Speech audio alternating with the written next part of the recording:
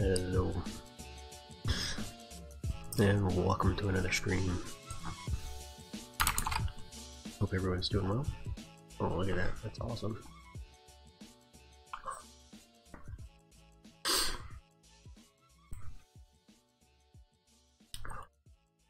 I'm getting it all cut today anyway, so I'm going to be working in Revit today.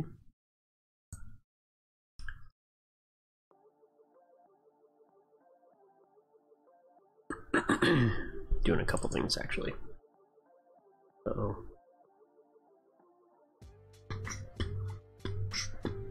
That's not what I wanted to do.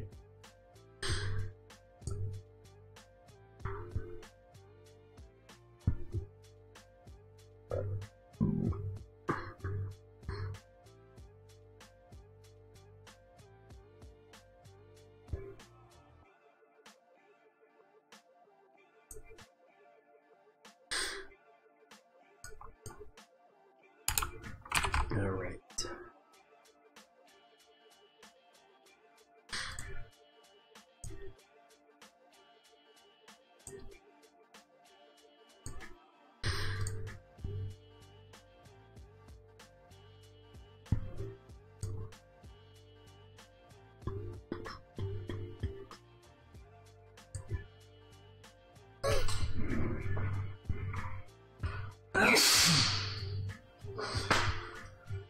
Oh,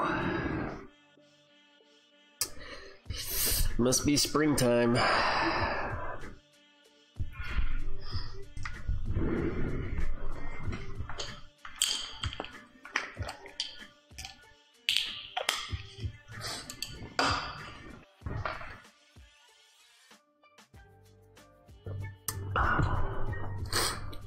I didn't look to see. Nope, I'm by myself.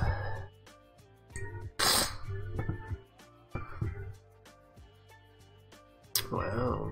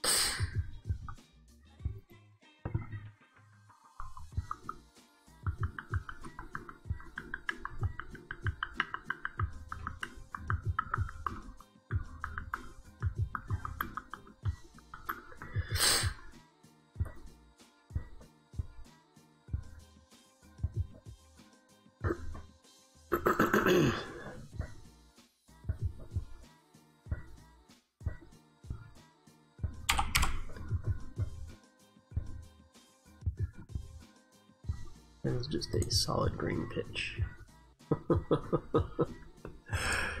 Oh no.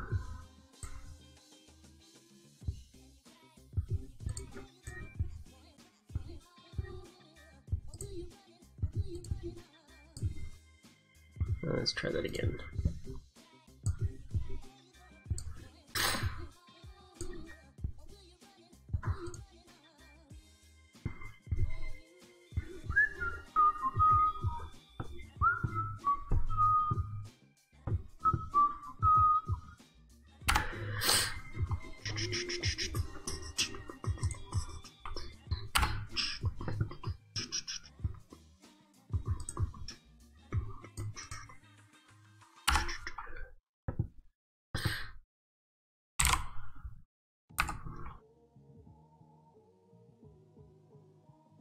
That is a lot of information.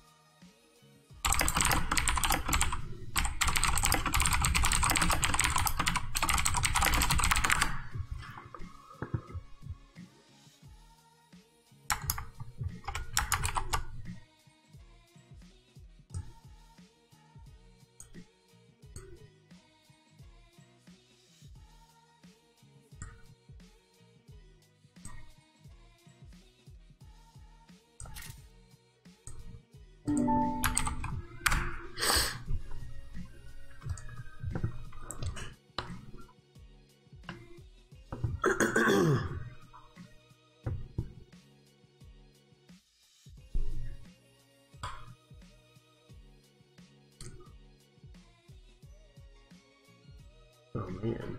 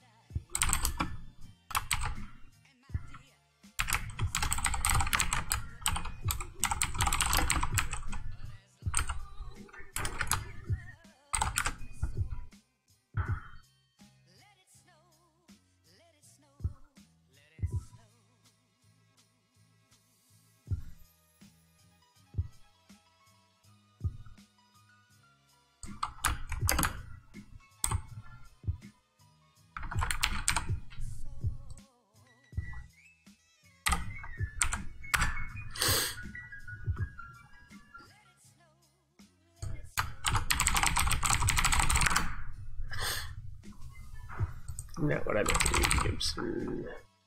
There we go.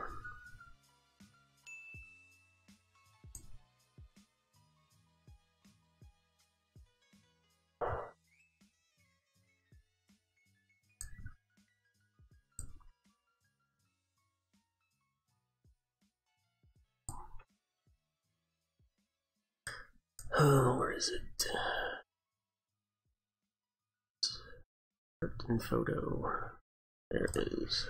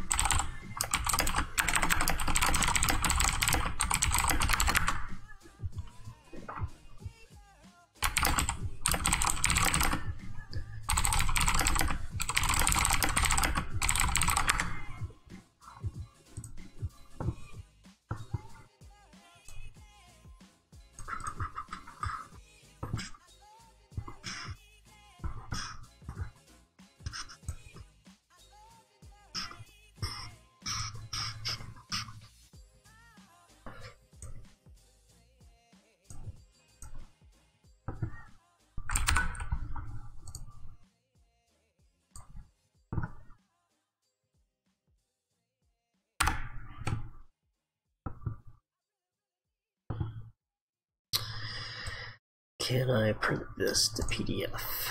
I think I can.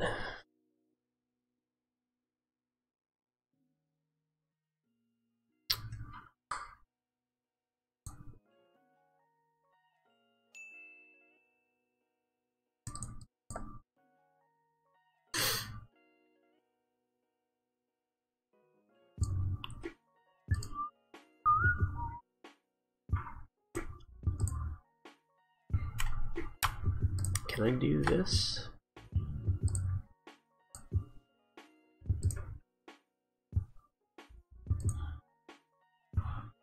I want to print all of them.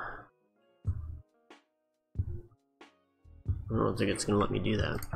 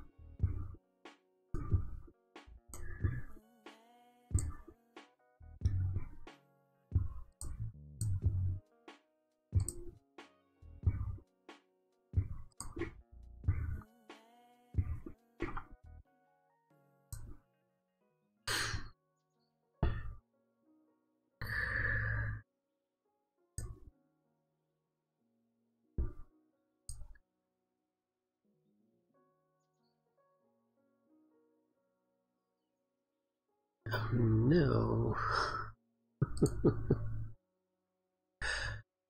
What?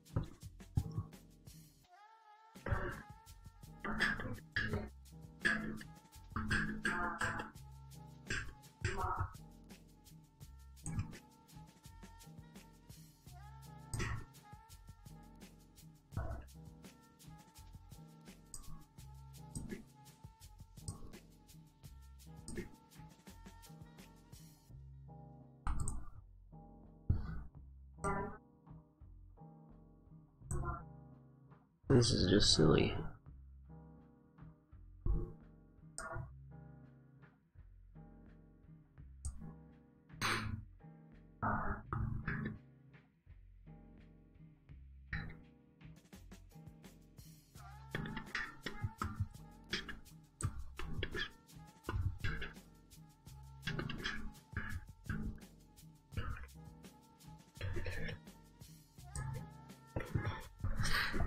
All right.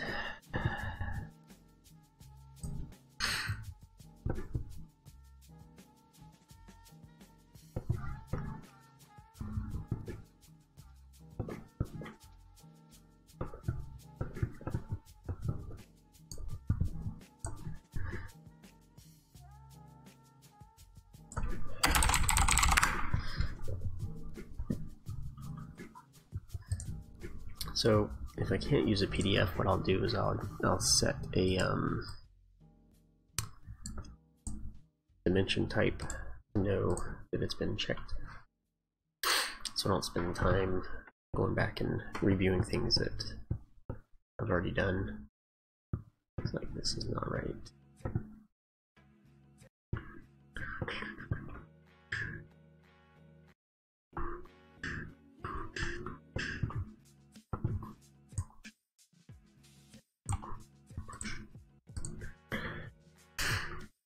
What's up, Amanda? Stair notation. How can I only show up mark? Okay, so when you do a stair, well, give me just a minute. Let me get another instance of Revit going here.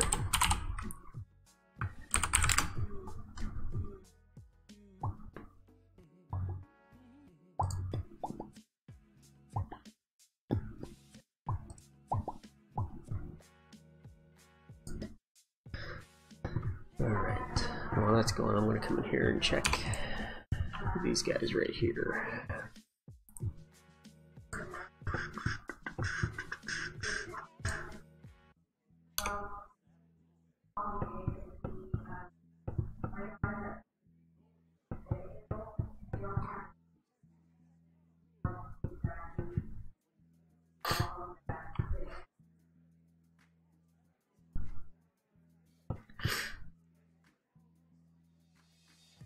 Yeah, you have to use, there's a different type to use.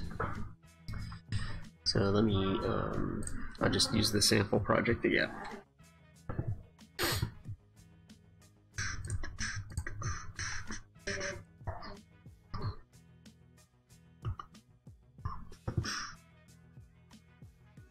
Alright, so when you are using, oh my goodness.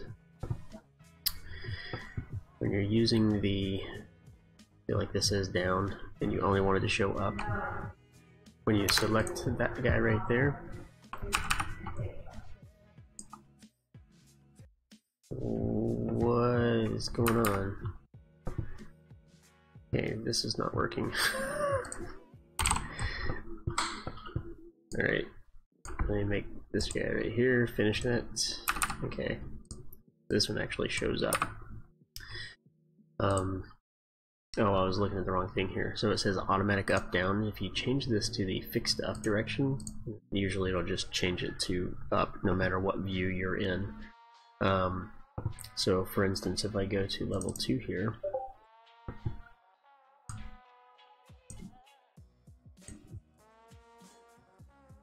did I make that go in the wrong direction? This should go up to level 2.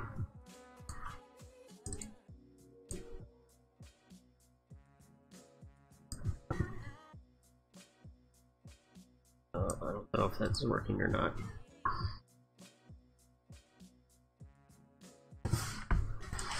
And that's if you're using the default template. So if that doesn't work, what I'll show you here, see like this one right here, it doesn't show anything. If I change that to up, I should be zoom in. For what is going on here?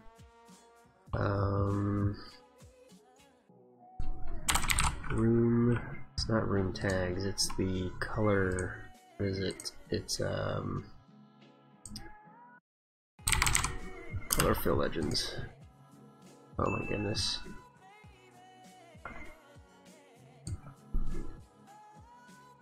Color scheme, none. Oh, thank you, Lord. Oh, it's still under something. Do they have the, that's what's going on. Oh, for crying out loud. Oh good, I'm glad it's working. So you can look at that, that annotation type and see what that does. So yeah, glad that worked.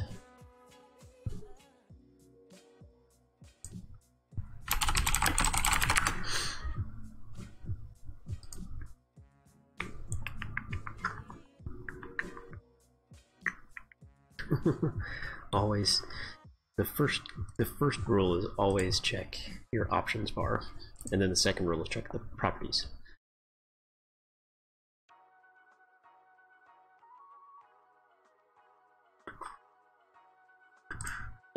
Yep, people do. And it usually only springs up when I'm building your site more, would like some renderings. Do you mind putting a few of your favorites you've done together on Basecamp Creative folder? I do.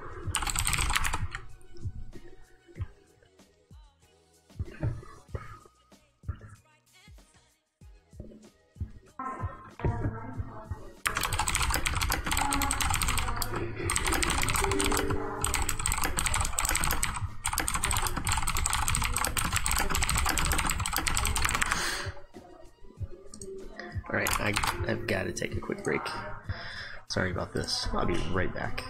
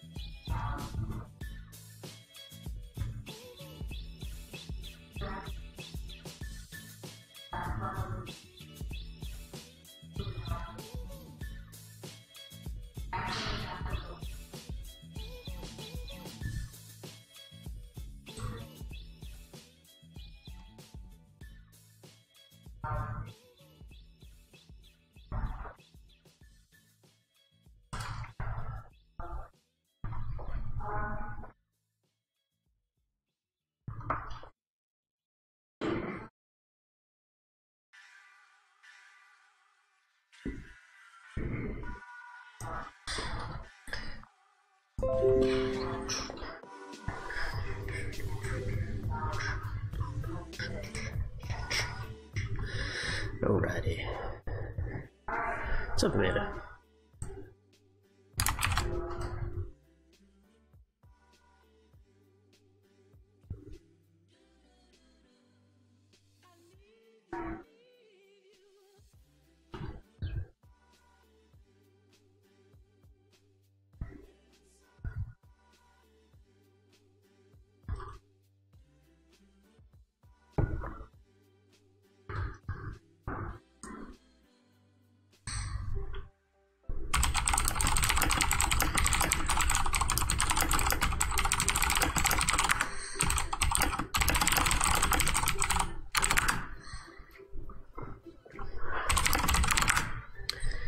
Is there a way I can see both imperial and metric on one dimension string? Absolutely. So you can make a type called imp metric, and what you do, let me see if I can remember how to do this because it's been a minute. Alternate units, there we go. Alternate units prefix, alternate units below. You can do below or right. We'll look at both of those. And then rest of the world.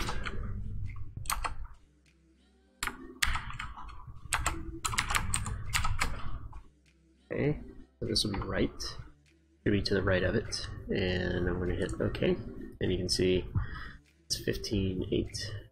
Right, and we can make that, since it's in millimeters, we can put a suffix in there, millimeters. There you go. And we can do it below as well. And then you can do that right there. So you can do it like that. Easy peasy. What about at measure? Well, if you make that dimension type, right? So if you make that dimension type, oh, when you do like when you use the tape measure,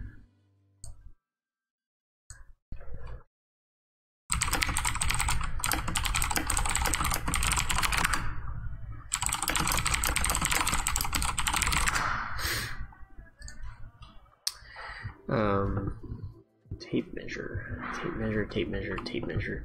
No, I think tape measure is set on your project units. So when you do that, when you use the measure tool, I believe it will always show the default. But I mean, if you create this dimension type, then you can just use that as your tape measure, right? And then you just hit escape instead of placing it. So Yeah.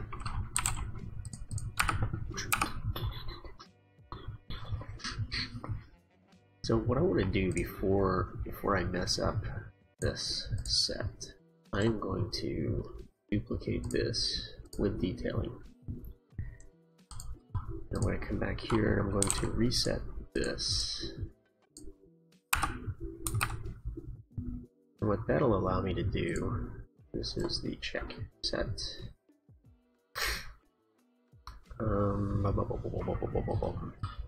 Rename floor plan and check.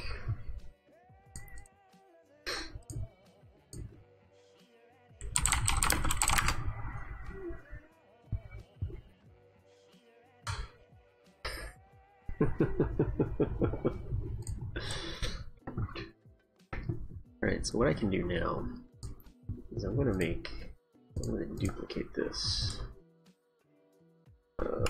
Wrong. And we're going to make this one red.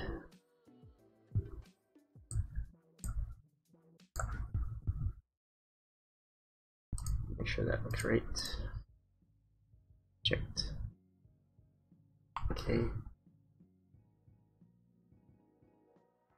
The design option function can only be used after the structure is settled? What do you mean? You can use the design option whenever.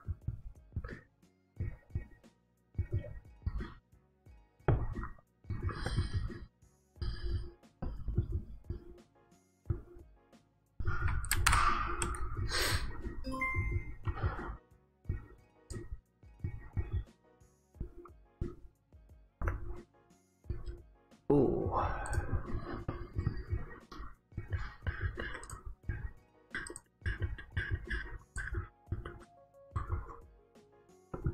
What if you change the foundation? Then you move everything else too. And if you've used design options properly and you move the foundation and everything moves with it, then you don't even have to worry about it. You're talking about the design, this design option tool right here, right? This dialog, option set, options, and all that stuff. Yeah, welcome to Revit.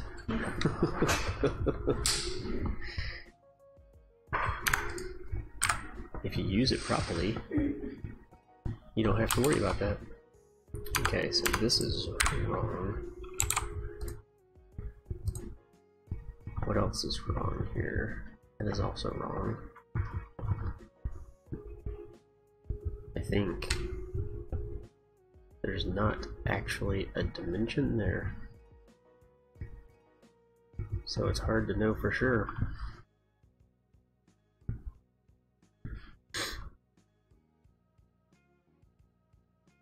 Courtney, isn't it funny how that plan that you worked on looks almost exactly like...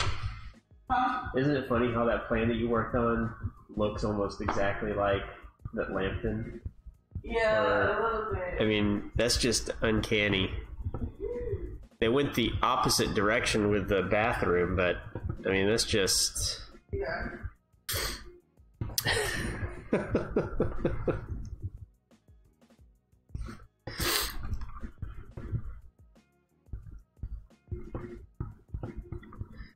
Okay. So what else? I think I need to start on the back on this one because, wow. 69 feet is correct. Okay. 11, 3.5, 14, 10, 19, 11 and a half, 22, 11, 3 feet.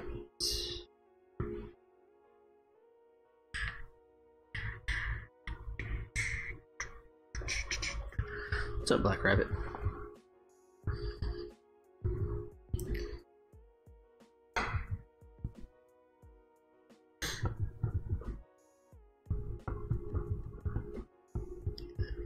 Okay, these are all good.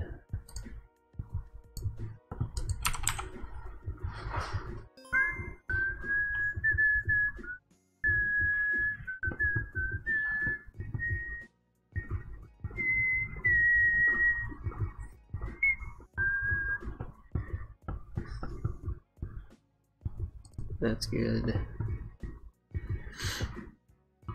7 foot 5.5. That's to that face. Yep, 3 foot 4.25.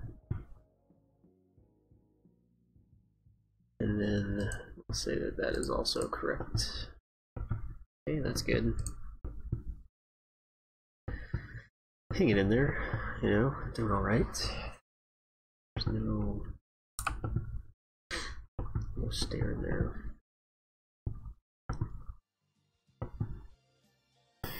5810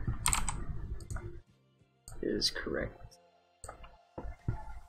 And then 24 7.5.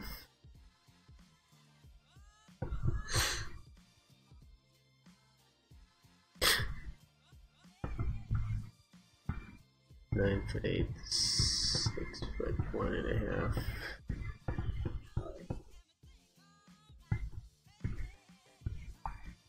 That's good. This one is not.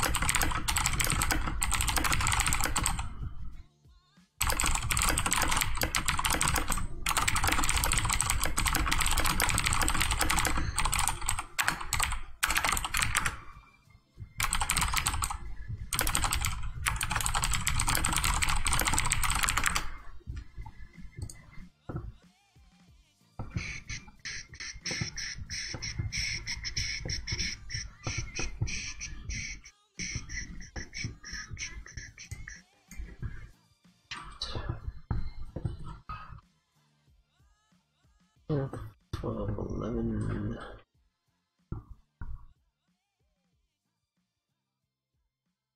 3, 6 3/4, 6, 9.5.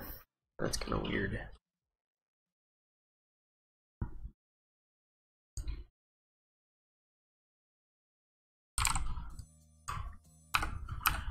Well, that's really weird that it wants to do that.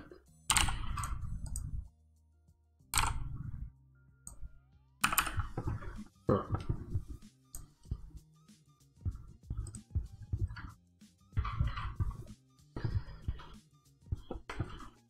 Eleven, 3.5.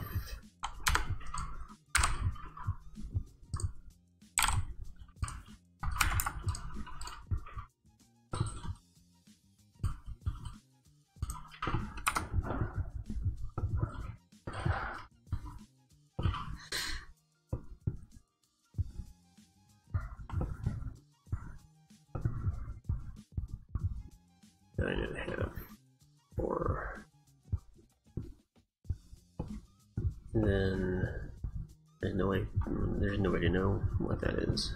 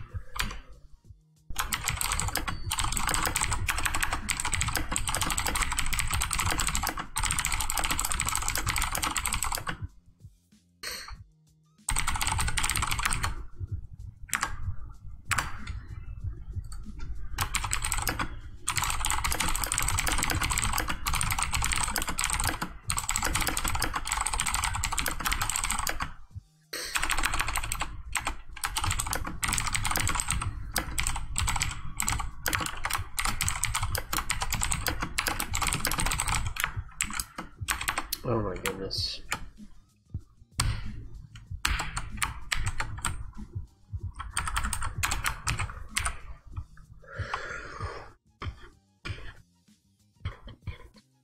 Yeah, I'm referring to a CAD drawing too, because we're modeling it from a CAD drawing. So, well, Amanda, hope it doesn't affect you too much, or at all. I know that always stinks. Wait, was this You're not in Toronto, are you? You're not in Toronto. Are you talking about the van accident in Toronto? What's my words per minute? Not very high.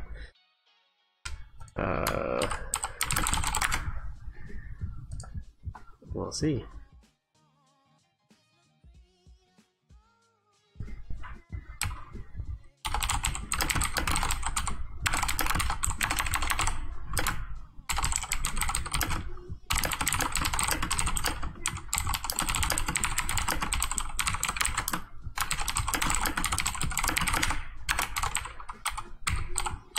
Holy cow.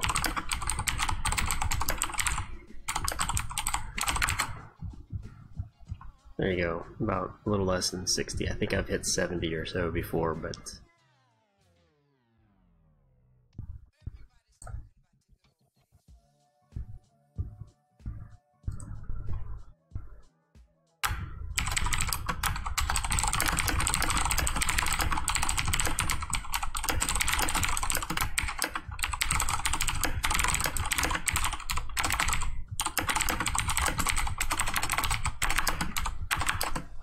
Wow.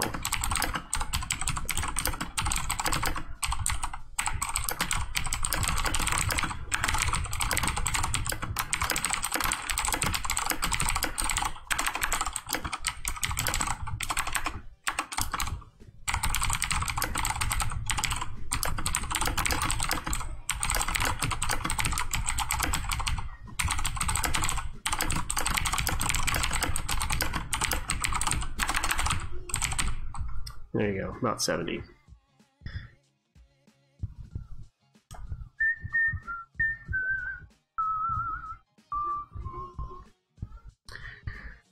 Oh, well. I did not realize you were in Toronto. I thought you were like almost directly north of me.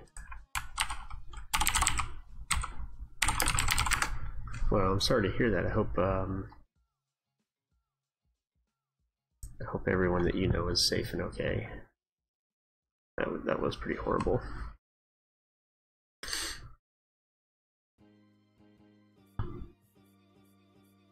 Yeah, for some reason I thought you were Central Time Zone. But I also, maybe I might be confusing you with someone who is in Edmonton that I used to know a while back. I've been to Niagara, but I have never been to Toronto. I've seen Toronto.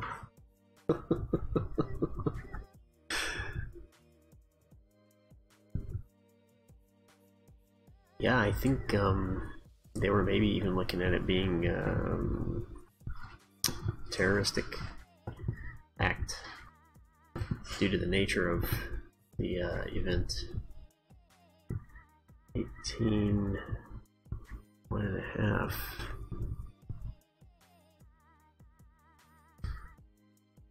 "70 words per minute is a little bit higher than average, but it's not fast."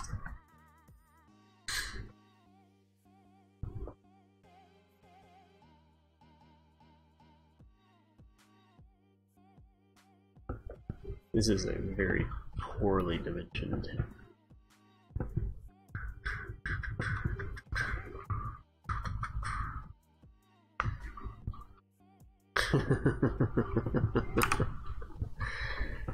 Well, you know, I mean, there are people who kind of freak out about when things like that happen. You know, I'm just now realizing that all these dimensions are taken from the wrong spot.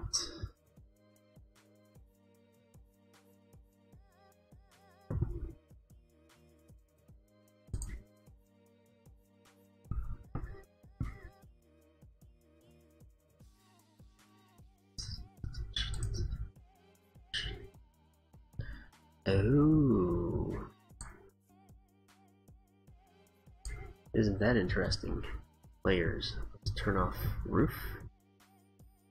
A roof. A roof. Roof. Roof.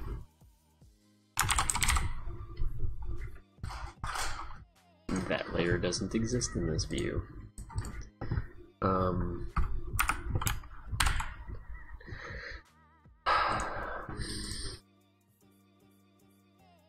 A roof RF.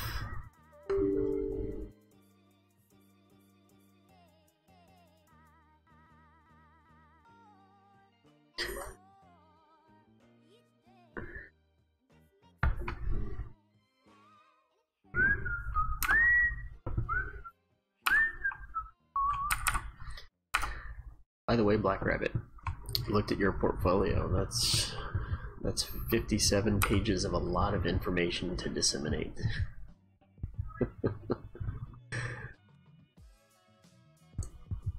And it all looked very good.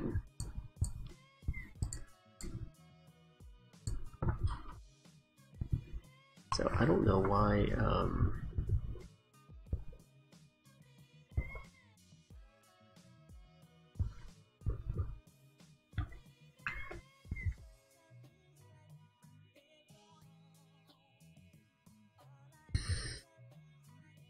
okay, I won't talk about it anymore, but it was very good.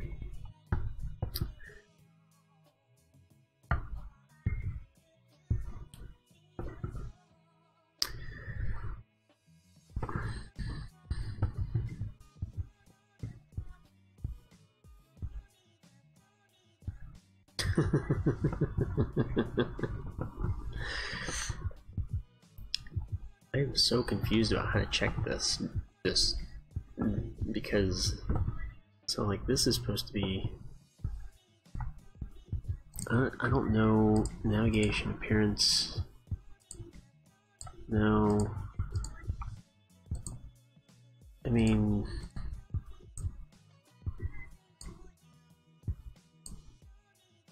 okay, so that's a thick line.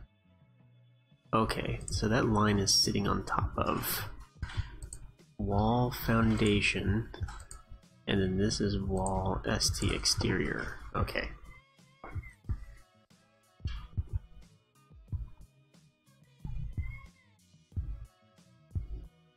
That's a line.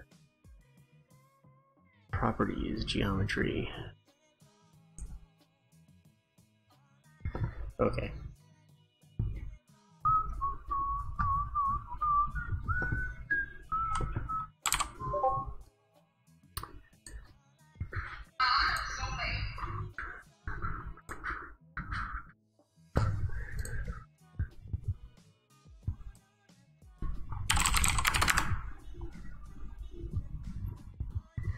Revit does not support PDFs because it directly competes against their DWF format.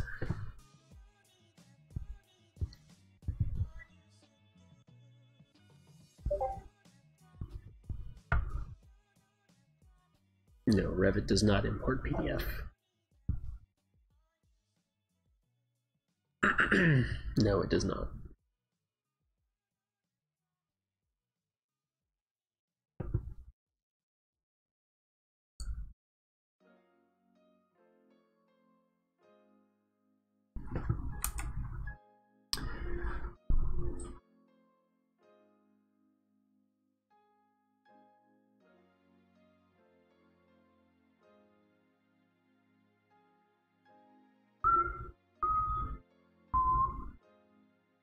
Yeah, I had to verify that to make sure 2019 doesn't support it, but no. You cannot import PDFs in Revit.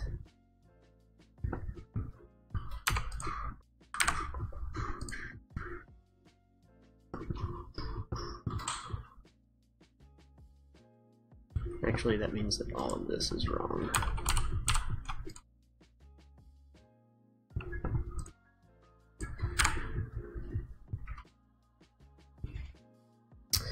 Technically, Revit doesn't even export to PDF.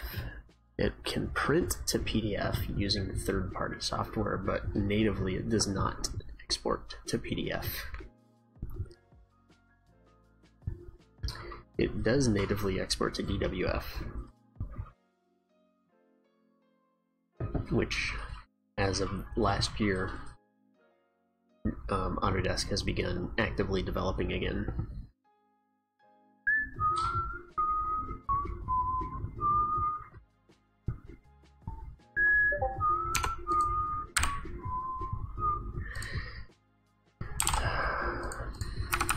You know, just the way it is in the developing world.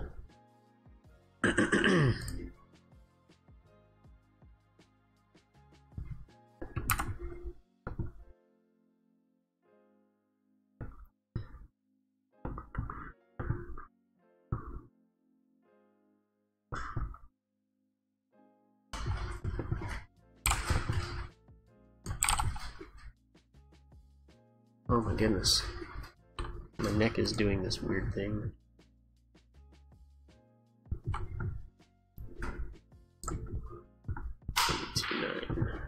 There we go.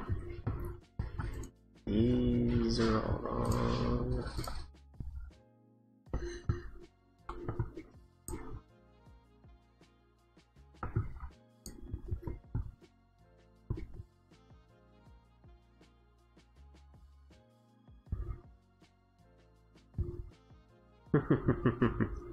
No, that's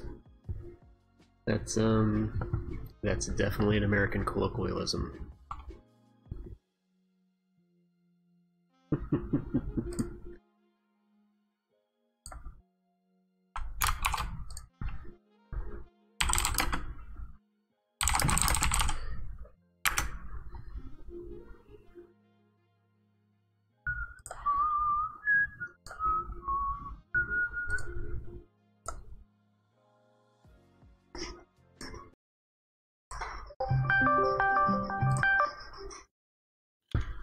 How's it going? Good. How are you? Doing all right. A-okay. I gotta see if I can get my camera going here. Was it working a second ago? Yeah.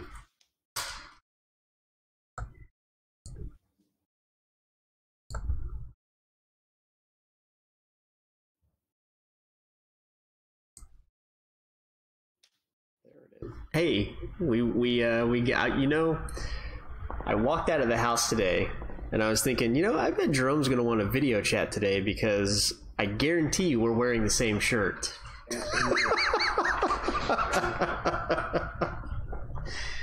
Oh man, that's too funny.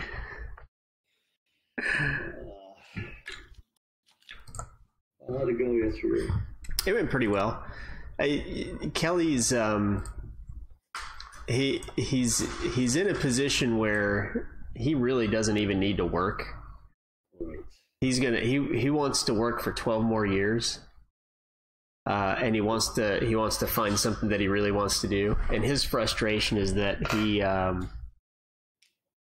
he's not seeing the benefits that he would like to see from the amount of work that he's put into optimizing the workflow. Yeah. So it's one of those things where he's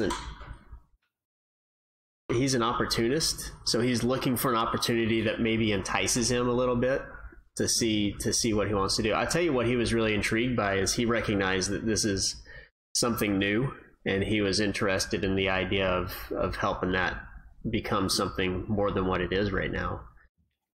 Yeah. So I kind of told him about what my vision is for this office here, and gave him some history on where it's come from and kind of what we'd like to see it do. And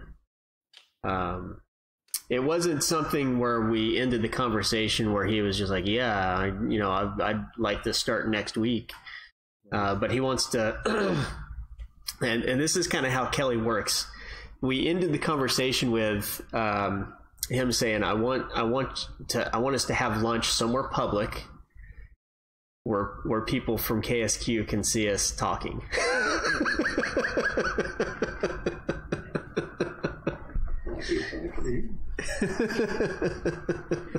So that's classic. That's great. But he did.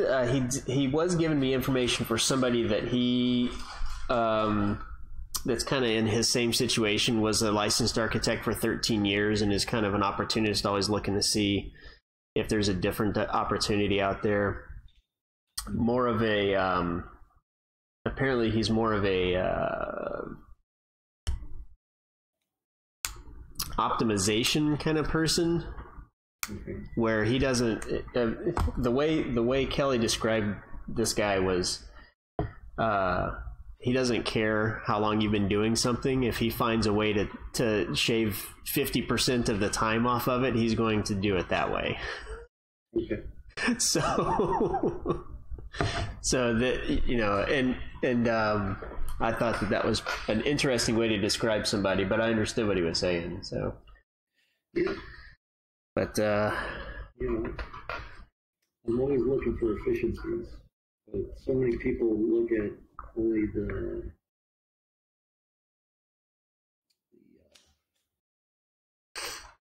stuff how to get it modeled the quickest, and not considering the entire process.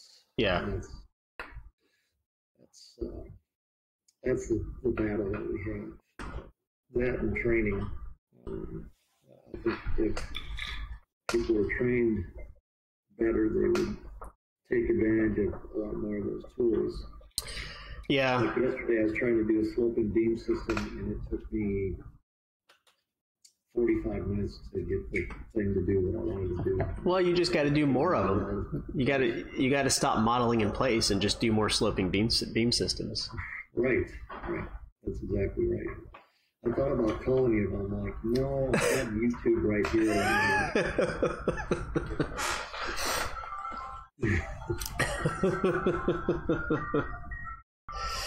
So I've lived my life with other people kind of holding my hand and this stuff. Oh, but that's how you get through some things. So we are finishing a lot of stuff here. In fact, I was here late last night trying to work ahead on a couple of projects. Because I'm going to have people with nothing to do. So I wanted to also talk to you about kind of your what you got coming down the pike, if you got any projects that we. So we've got that modeling proposal out for the interior. That I think they're still turning over to see if that's something that they're going to use us for or not. Okay. And then I'm also finishing up hopefully 3 projects. Those 2 houses and the UNR project, the Godwin building. And outside of that, we haven't really pursued a whole lot more than just going out and getting our name out, and so I don't have any projects lined up right now. We sold a lot of engineering. Yeah. In the last 5 days. Chase cover up and stuff, and in fact that Myrick project is a big, it's an engineering project. Yeah.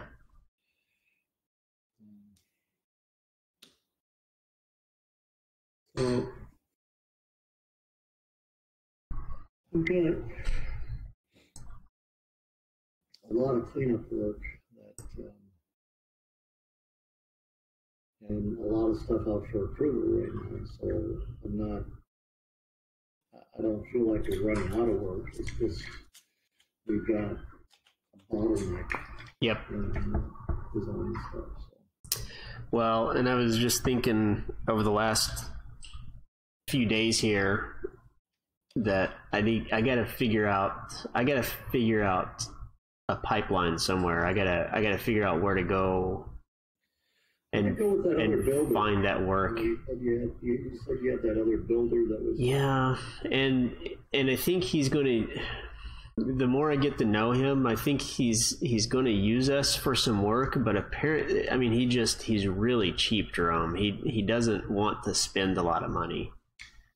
So that pipeline is going to be more of him sending us the clients as he gets them, so that he doesn't have to spend the money to update the plans and things like that. And then whatever we charge hourly, he's going to fold into the cost of their house.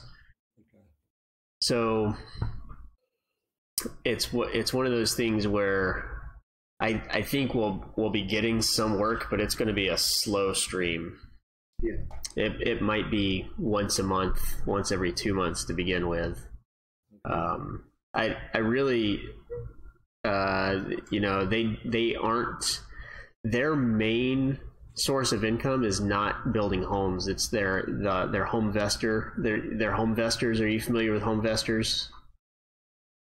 They're the people that do the We Buy Ugly Houses. Yeah.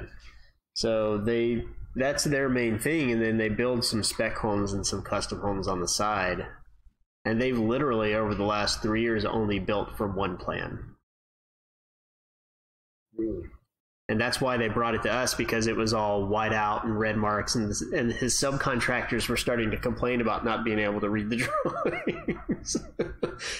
And when I say for one plan, I literally mean one sheet of paper with whiteouts and red marks and red lines on it. So that was what we were fixing for him. So I think I can push on that and see, just check in with him and see, if he's got some custom projects coming in and what to do with that. But I feel like I just need to get out and make contact with a few more developers and a few more builders and just straight up ask the question if they've got any projects that they'd like to have us work on for them. So I was at the remodelers, the developers, it was the developers council meeting for Home Builders Association, and apparently it was like a city, like a regional conference. So all the city officials were there and a bunch of big developers were there, and I was able to introduce myself to a few people, but everyone was kind of in a hurry to get out of there. So kind of starting those talks and getting in the door with a few of them, I think would be beneficial. So, but I've been, these last few days, I've been painfully aware of my lack of getting new projects in. So I got to figure out who to hit up to get those coming.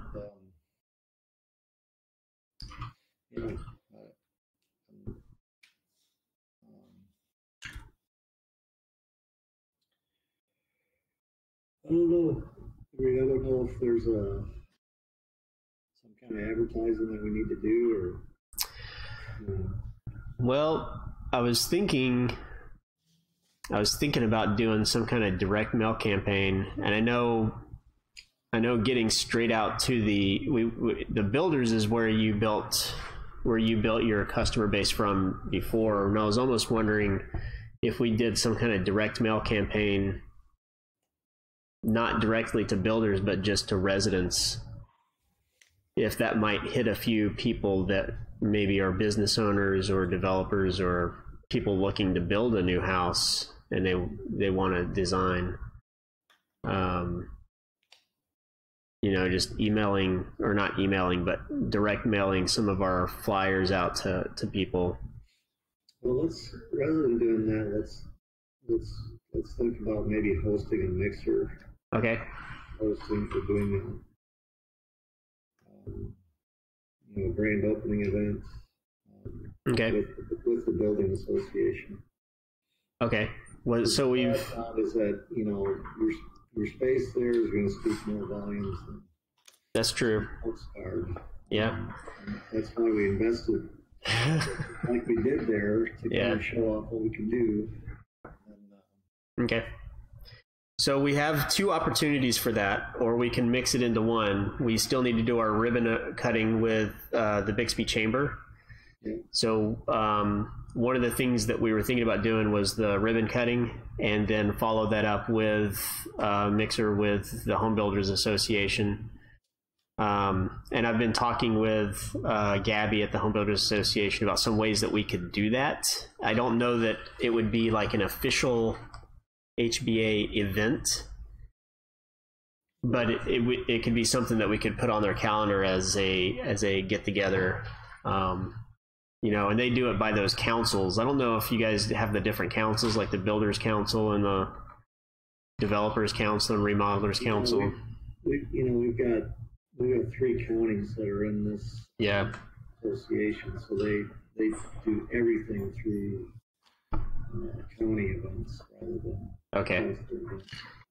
So it was suggested to me that we do a either a builders event where we just invite the members of the Builders Council, which that's like 50, 60 people, Yeah. or just the Remodelers Council, or just, you know, she suggested we target one of the councils and we just send an invite to them, because it's, I mean, we wouldn't be able to have all the members show up. So, I mean, we'd love for all the members to show up, but we just can't put that many people in our space. So what are your thoughts on that? Is that kind of what you're thinking? Is like to do a public ribbon cutting and then? I think you combine it into one event. Yeah. I wouldn't.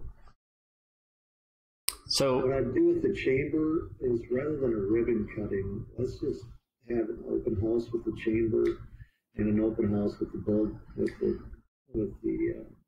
association. you want to do two separate ones, or? No, I think it should be one. Okay. And I think to have 200 people show up is a non-issue. Right? Okay. Yeah. So the chamber they do once a month. They do it's not called an after party.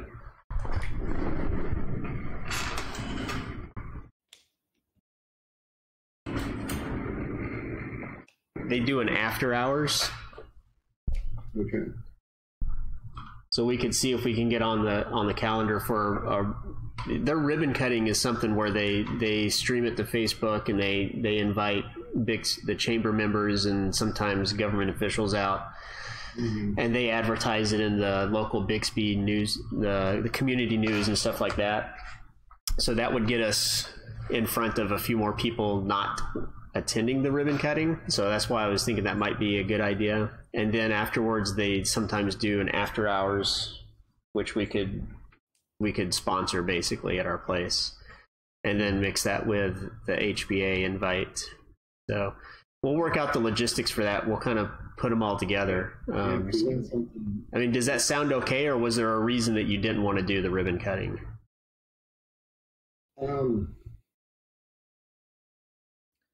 No, that's fine. Okay. I don't have an opinion on that. Okay. I wasn't sure if there was something that you thought in that didn't sound right. So here's what happens if you only invite the business council, right, or the builder council. 54 invites. If you get 20% of the builders show up, that's only 10 people. Yeah. So we have to figure out how to. I don't think you're going to get.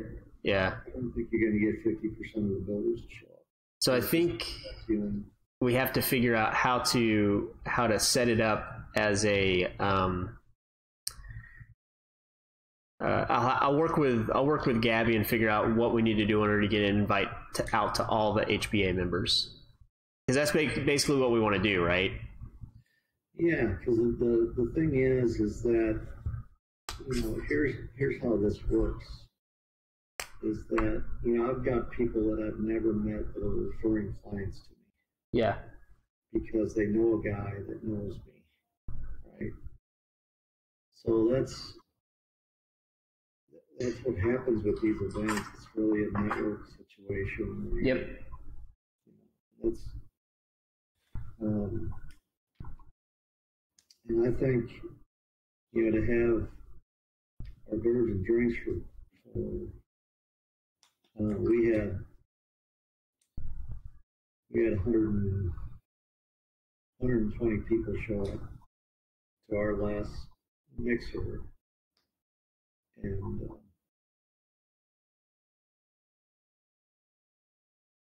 you know, I was a little irritated with the HCBA because, I mean, we did it. We had a good time, but there were only 4 builders that showed up. So we were entertaining, you know, all the associate members like ourselves. Right.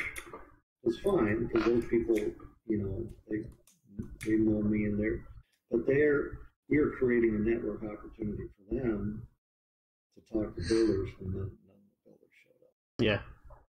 And, you know, I mentioned that to, you know, a lot of these people say, well, why don't we have mixers anymore? Like, well, that was a $5,000 event and we had 4 builders show up. Yeah. And then they'd apologize. Oh yeah, we had conflict. I'm like, I've seen you at every mixer that's ever been that you didn't show up. So it's like, well, Yeah. at the end of the day, I'm not, you know, I wasn't offended because, you know, we're established with those guys and we do a lot of the work. But it's just one of those things where that's a lot of work, a lot of money. Yeah. Not to have our targeted audience show up. But your situation is a little bit different. People don't know where you are. People don't know, you know, what you're about, what you're doing. You're trying to get your foot in the door on those things, and so you've got to put in the work on that. And that means associate members need to know who you are, and builder members need to know who you are.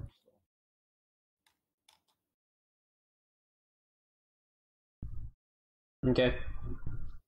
Do you have any suggestions on when to? If you could task Holly on putting together Yep. a project for that, I need to know a budget. I need to know how many people that you think you can generate there. Yep. And then from there we can decide, you know, do we combine the event or do we do 2 separate? Yeah. Okay.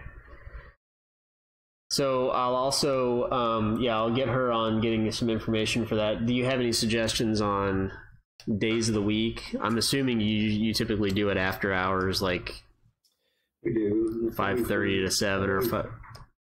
You know,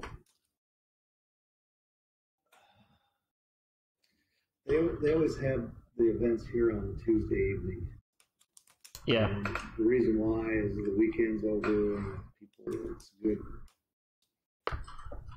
And it's just one of those things where Tuesday or Thursday is the day to do it.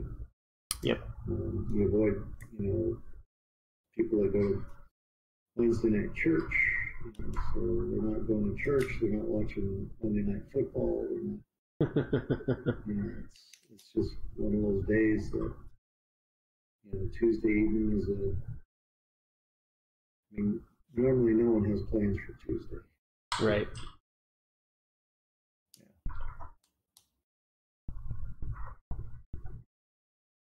Except for me, I'll have to miss a soccer practice for that.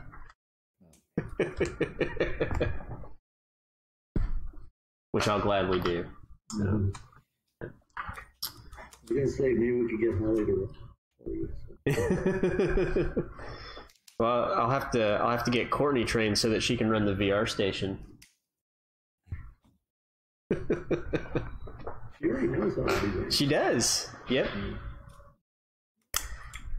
So. I think that's all I had. Okay.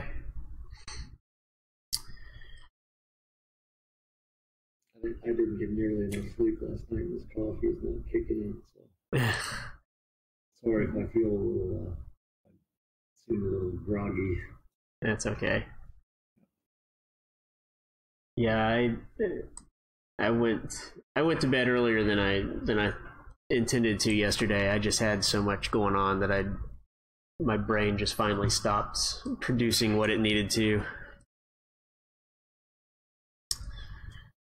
So, but yep. We got 2 houses that I started on Friday. Both had to be submitted yesterday. We got them both submitted. So started them Friday. Yeah, that Kramer house that I gave to Courtney was one of them. I'm gonna take that to bid set.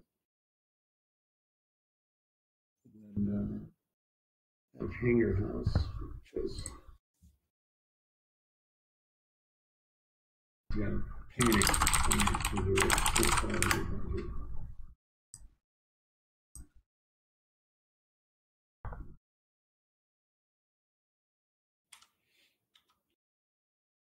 All right, well, I think that's all I got. Let me know if you need anything. Yeah. No, Curtis will be in later today. Okay, good. Yeah, he's supposed to be reviewing that Godwin building so we can get it out the door. We had a couple of coordination items for the consultants that we had to take care of, but it's pretty much wrapped up and heading out.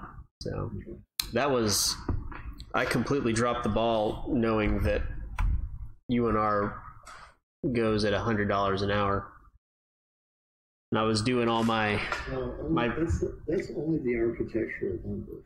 Yeah. The drafters don't have that. Yeah, and I went back, and I know we're trying to hit that target of 75 an hour for delineate, where I guess you're up at 85 now. No, somewhere between there. we were losing too many projects with those price increases, so I've kind of backed everything down to keep things working. Okay. So well, for us, is 75 an hour. Yeah. So 65 an hour. I'm trying to, I was trying to keep it at that, and at 75 an hour, we're actually we're still on top of things. So if you're anywhere from 65 to 75 an hour, yeah, stuff is great. If we, I'm trying to keep everything above $60 an hour so that we don't at $62 an hour we've got to subsidize, or that's our break even. Yeah. Cost per man hour. Yep. And that's what I'm trying to keep in mind. So when I was pulling the reports, I saw the total amount that Time Fox was giving me, and I didn't even look up to see what the rate was. I just assumed that was at 75 an hour. So I was feeling pretty bad because that project shouldn't have taken all the budget, and at 75 an hour it hasn't yet. So so that's good. So that print job went off without a hitch. Yeah, they were really happy about being able to pick it up right next door and all that stuff. I think, honestly, if anything, the mixer and the open house is going to get people coming in for print work. I think once people see where we're at, huge, because that takes the pressure off of you for the. Yeah, maybe I don't want it then, because I want that pressure to be there so that I'm just kidding, Jerome. More than anything, I just want Holly to keep busy. I don't know if she can hear me. So, but yeah, and I'm trying to put something together for us to get somebody in the door here. I just. So I think my next trip up here will be in August. Okay. So I'm heading to Wisconsin for my 35th high school class reunion. And the TIBD's in July. TIBD is in July. That's the other thing I was going to talk to you about.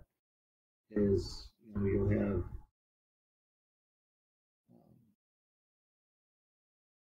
an hour presentation.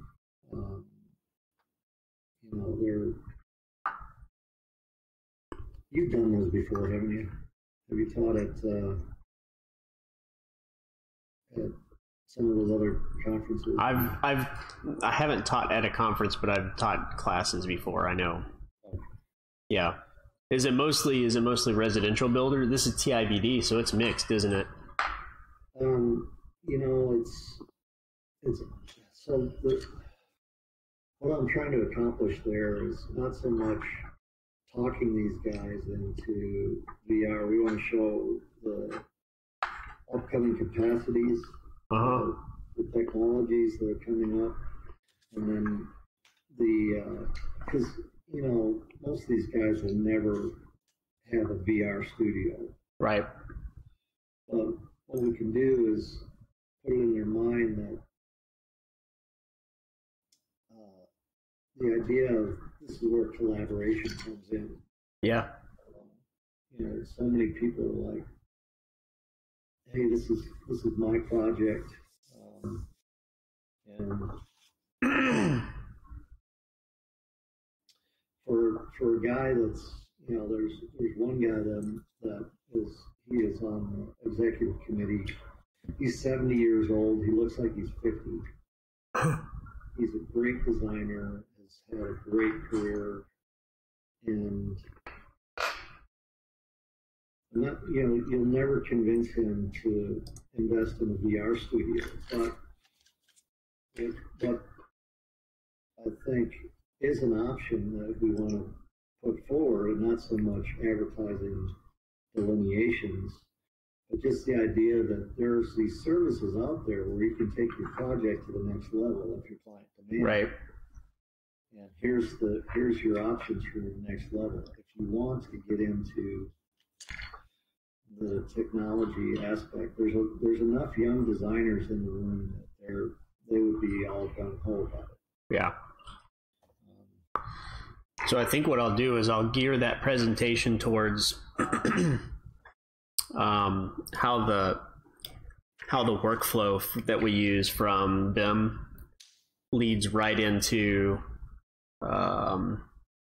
the VR and architect, how you can do architectural visualization and coordination and selections and things like that from the same workflow, and show off the VR capabilities and how you can get clients in there experiencing the space and things like that. So and it's always tough, especially when somebody hasn't been in VR, to get them to understand without going in and experiencing it, how that difference is between just seeing a 3D space on a screen and actually being immersed into it, how different that is. Right.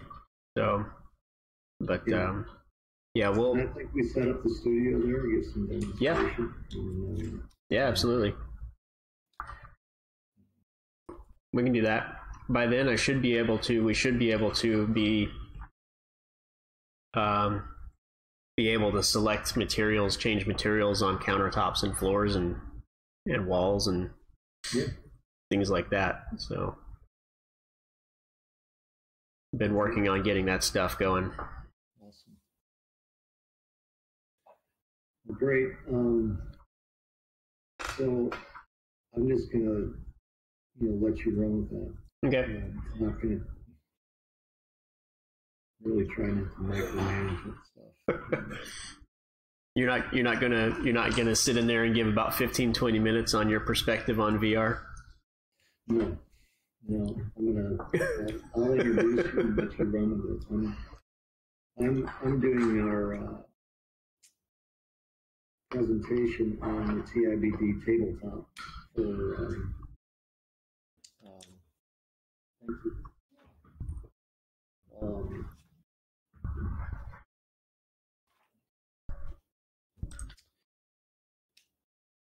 for the Sunbelt Builder Show. We're going to be in Dallas, advertising and recruiting the TIBD Society.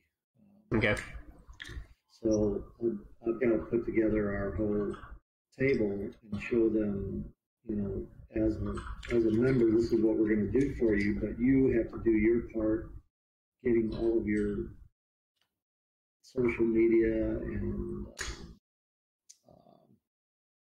your directory information up to speed. Yeah. Speaking of social media, Faith contacted me today asking for renderings. And I wanted to make sure that I was on the same page. You just want basically you want to just put what you've got on the delineation site on ours, right? So she's already doing that. She added all of our portfolio on the Tulsa site. I really want a real picture on that cover page, not some desert landscape. Yep. I agree. So, and again, it's one of these deals where we're gonna propagate that whole website with all delineations, corporate stuff, and then you can leverage that to get any project you want to get. Yeah, I really need to clean up the office and take some pictures so that we can use that as a project on the site. Yeah. Might have to move some furniture around between shots to stage the upstairs a little bit. So I'll get that also. And one other thing is I don't know what your thoughts on that, but I've been kicking around the idea of doing an email campaign. Yeah. Where it's something very simple, like me, Courtney, and Holly. We pick some articles some design things that we like, and we give a little blurb about why we like and what we are, and just kind of keep people engaged in the fact that we're design professionals, things like that. Yeah. And I'm also working on, and that'll be an email campaign. I don't know if you've done email campaigns before. Have you used like MailChimp or anything like that before? Would you be opposed to that? CIBD does. Yeah. We use wild apricot. What you use? What? Wild apricot. Oh yeah. Would you be opposed to that, or you have any comments on doing that? Okay. So I'll put together some stuff for Holly to start looking into for the get together, and I know we were trying to do it in April, but we'll definitely try to do it. We'll get it set up and try to do it in May. And yep. And then I'll get some of this other stuff done, and two other things that were on my list. I know you probably got to get back to work, but wasn't sure where you were on, or if you have a status update on. I know you're not signing the release for that check for the first flooding thing, but I wasn't sure where you might be currently on that status wise.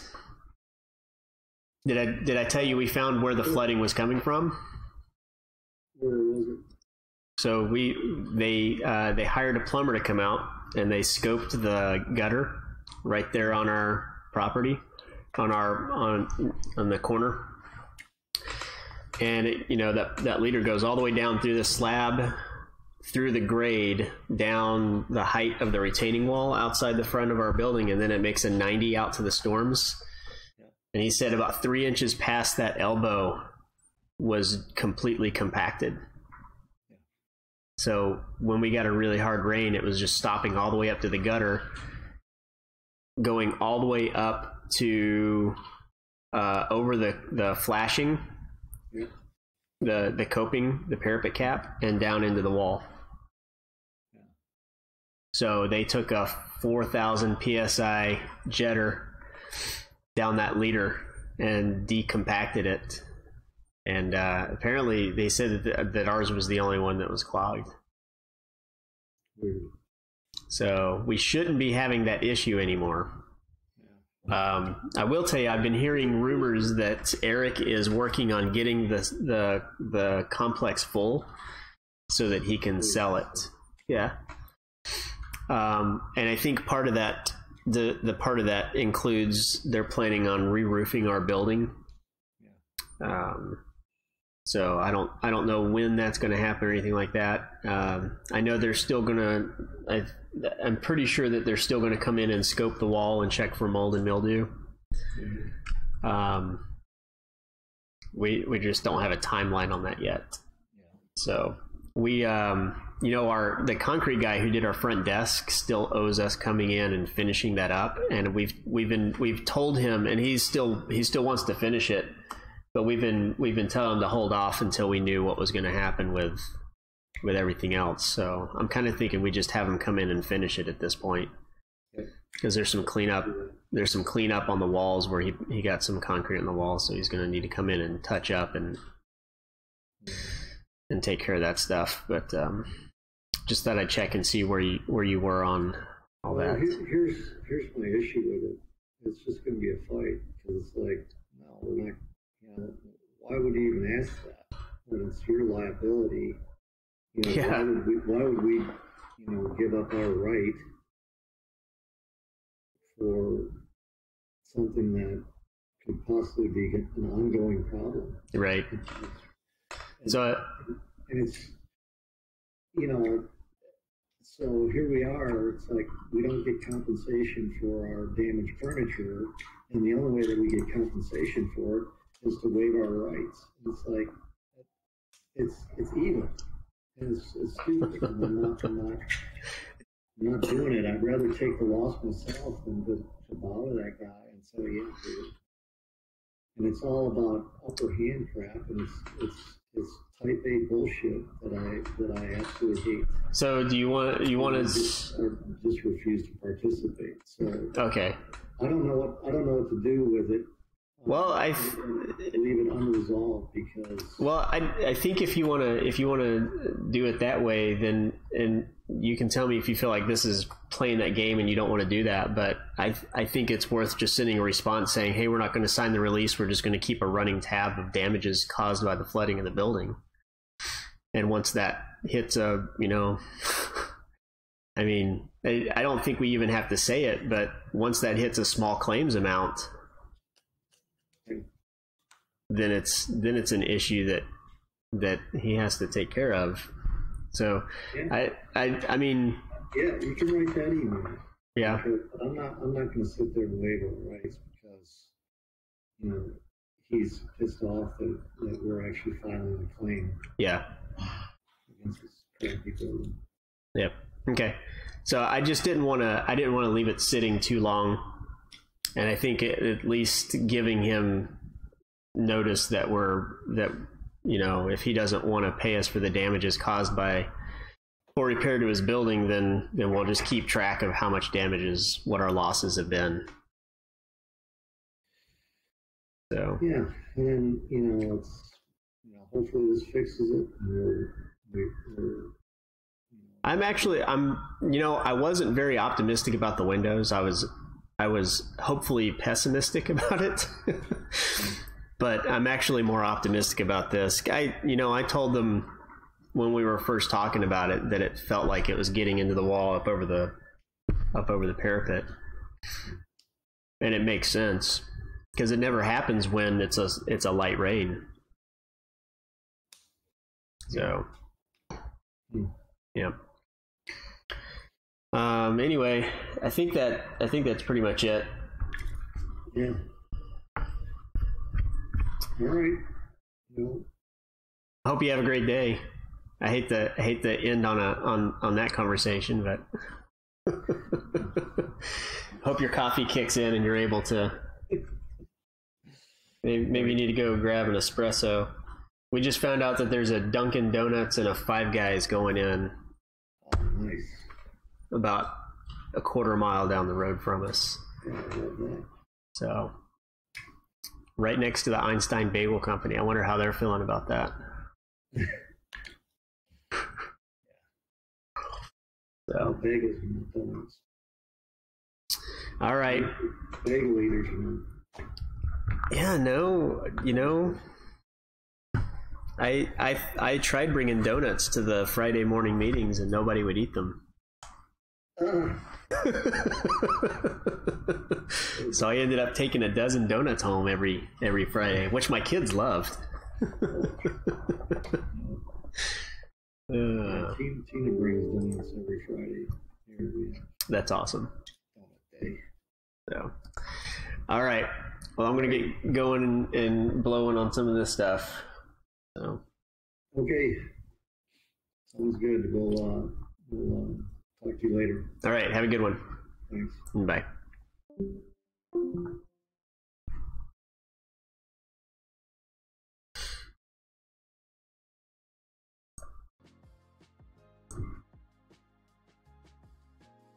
Alrighty. Welcome back. So I'm going to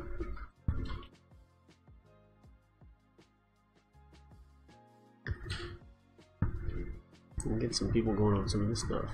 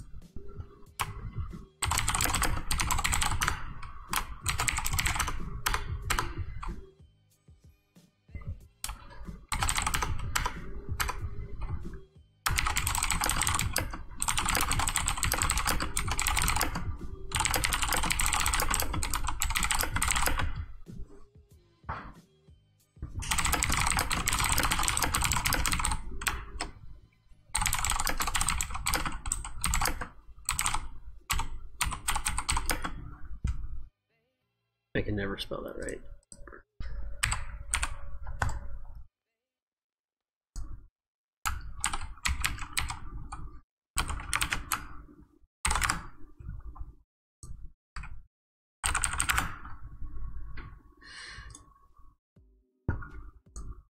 I don't need a video on how to spell hors d'oeuvres. Ridiculous.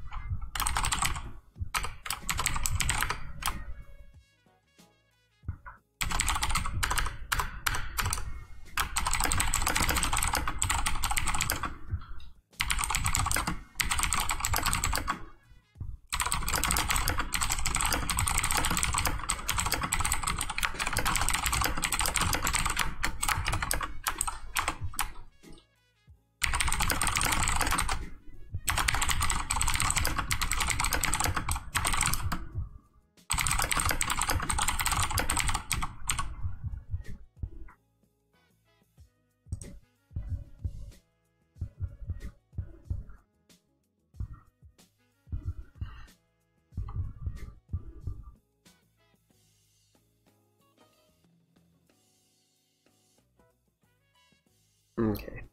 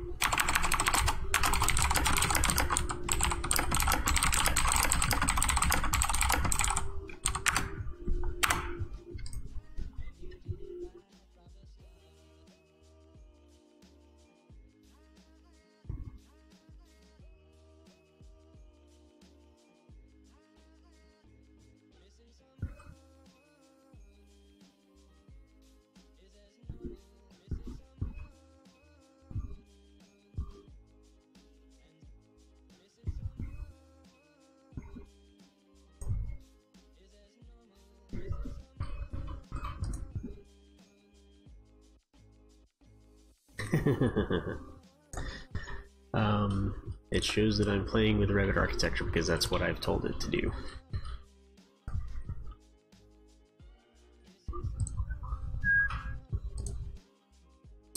I used to have it show that I was streaming, but then I realized that I had people on Discord who I didn't want to know that I was streaming, so I've opted to not do that.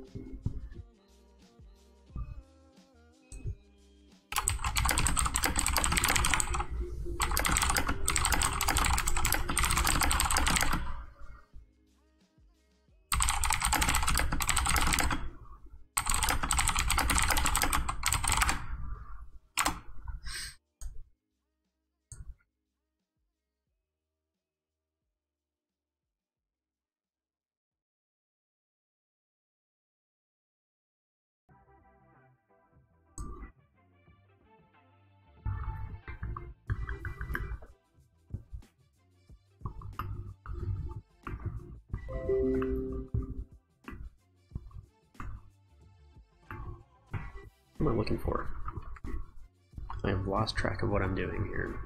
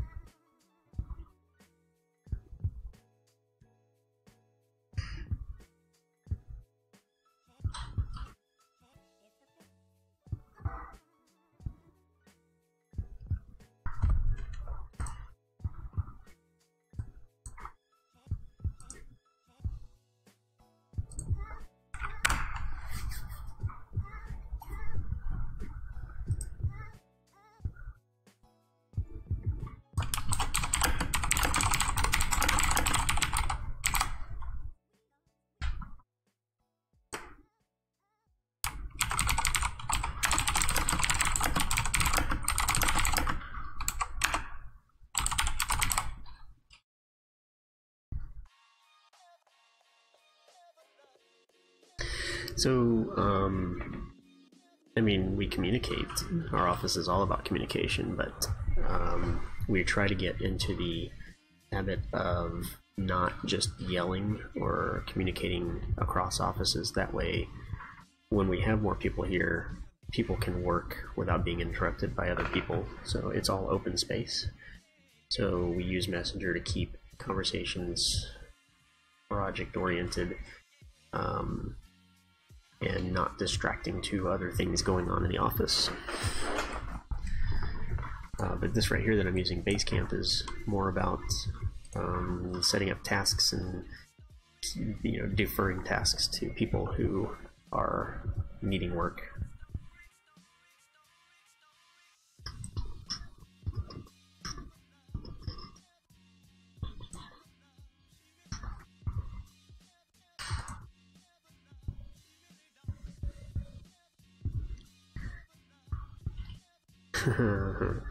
Well, I give plenty of work to her.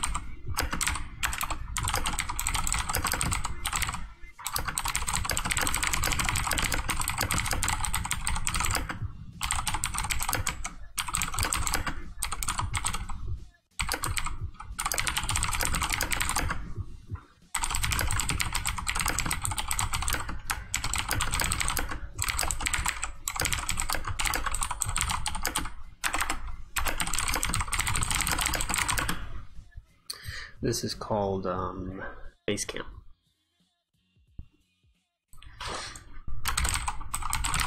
It's a pretty cool system. You just have to use it.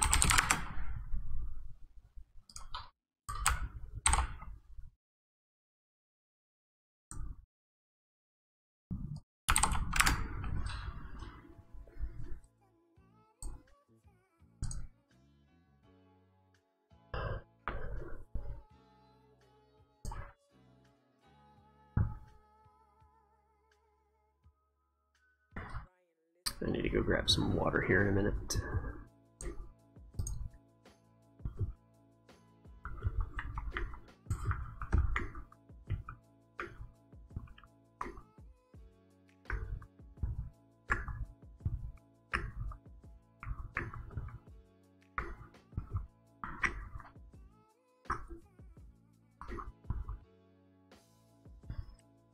It's very similar to actually, I don't know what it's similar to.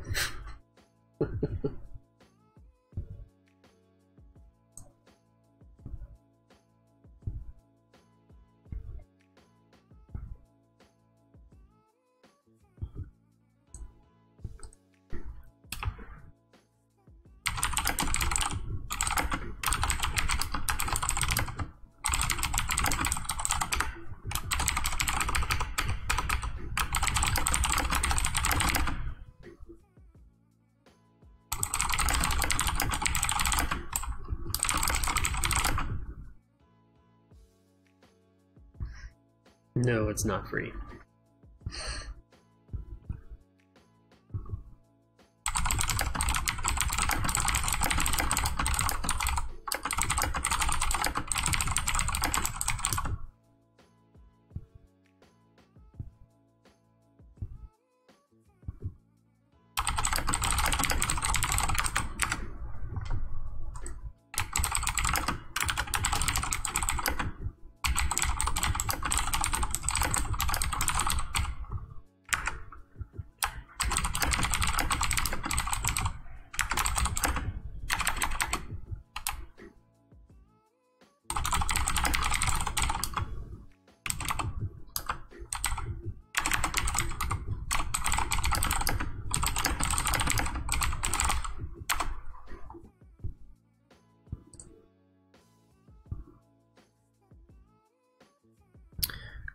I think that means that I am a Prime member, so I use Amazon Prime, and it gives me a Prime. No, I do not pay to stream. If I had to pay to stream, I would not be doing it. But it means that I have Twitch Prime, which is through my Amazon Prime account.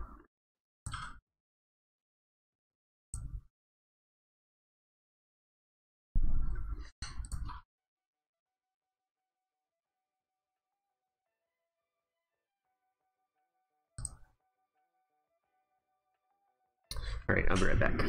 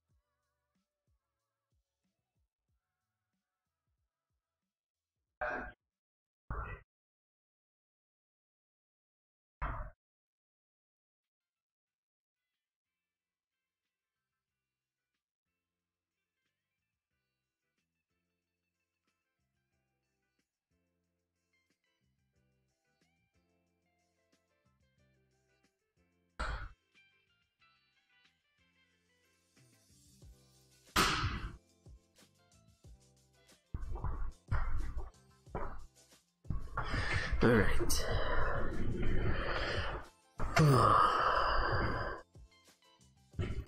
So yeah, we use Amazon Prime for ordering, and mostly I use it to try to get better shipping and quicker shipping, but every time I've used it, the item's either been late or damaged and needed to be returned. So I don't know if it's that great of a deal or not. But I also get audiobooks and the movies and that stuff, so it kind of works out.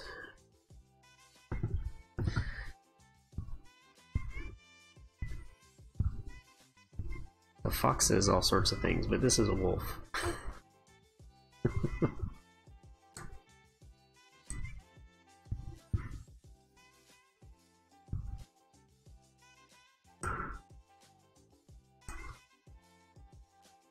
Alright, so back to this.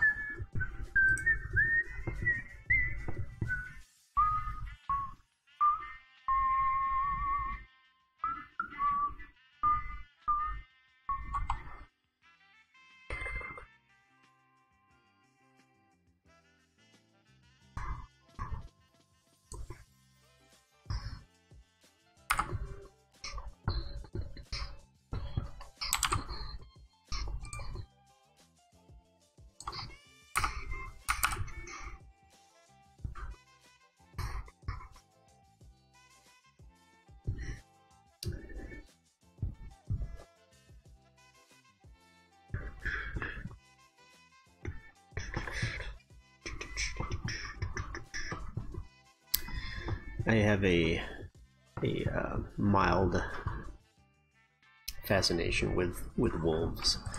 So like I did this piece in high school.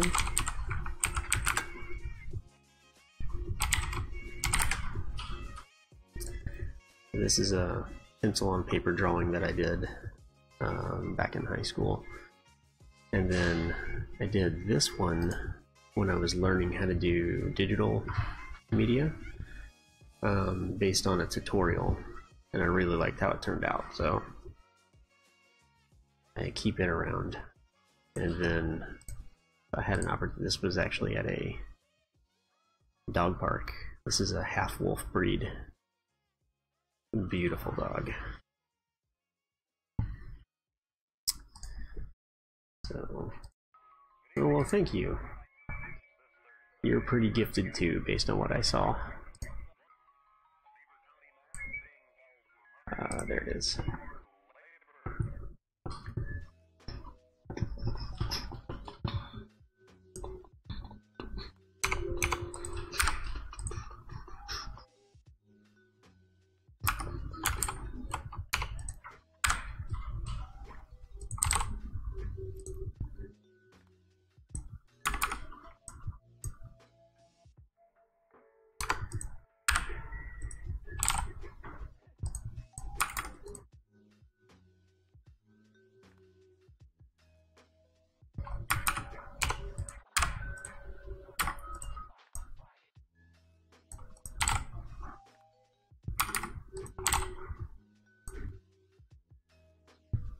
There's no way really to know if those are correct.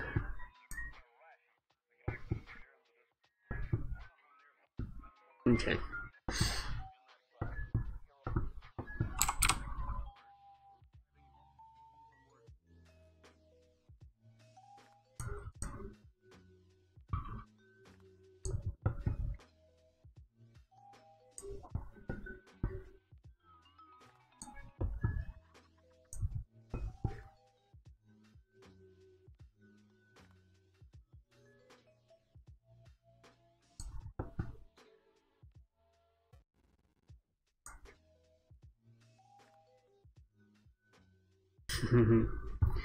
You should try like SketchUp, or not SketchUp, Sketchbook, Autodesk Sketchbook.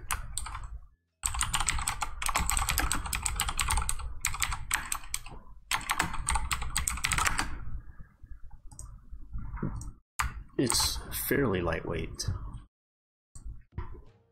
There are some other options, but I found this one to be one that I really like for doing sketching. That's what I did this one right here.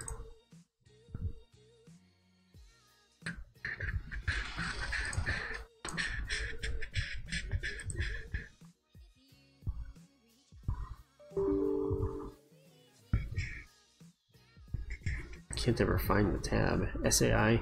So SAI is closer to Photoshop in terms of performance requirements, and Sketchbook is a little bit lighter than that, from what based on my experience. So that's wrong. That's wrong. That's wrong. That's wrong. And that is wrong.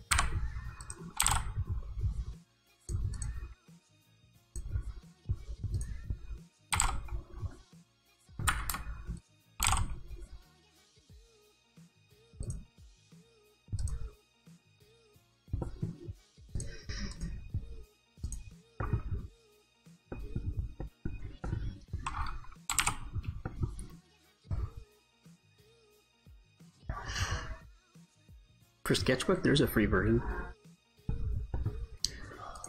No need to do that. I mean, there's a free version, but it's limited in what it can do. But if you're just looking for a way to sketch, then it takes care of that itch. I think it's like $30 a year for the subscription, which is pretty reasonable because that gives you access to all of the free brushes, and they release new brushes every month, so you get a free brush set every month. And this is about here.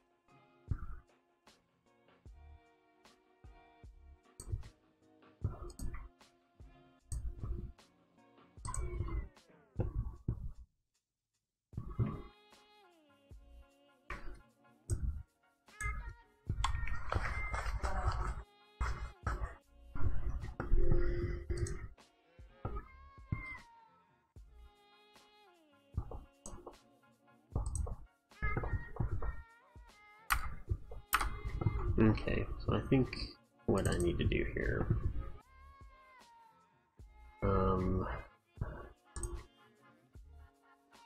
I think you can only do these.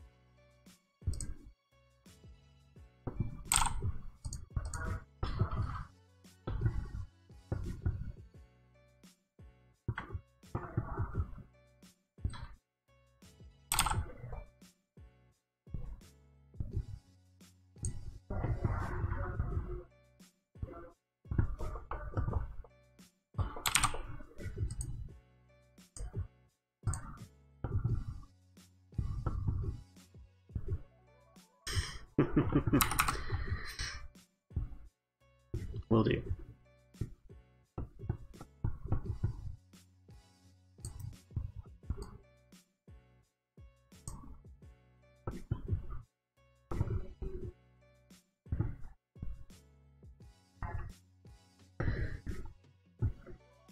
Well, good. I'm glad you're excited.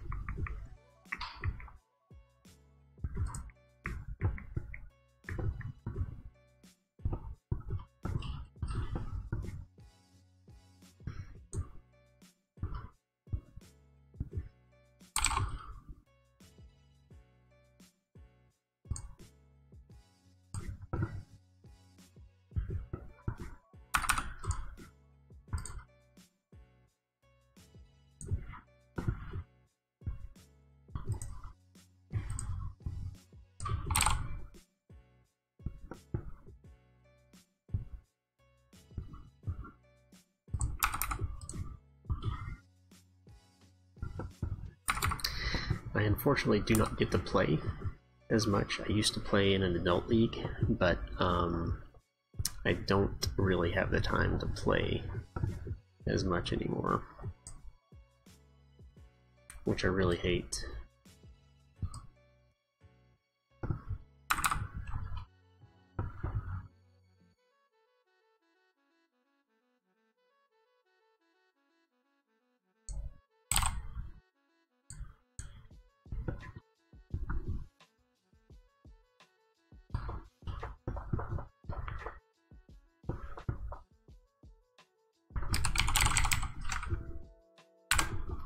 So I coach soccer, so every Tuesday and Thursday I do get to go out and get some touches on the ball and play around with the kids a little bit, which isn't quite the same as playing, but it is good practice because I learn every time that I go out and touch the ball, I learn something new. right?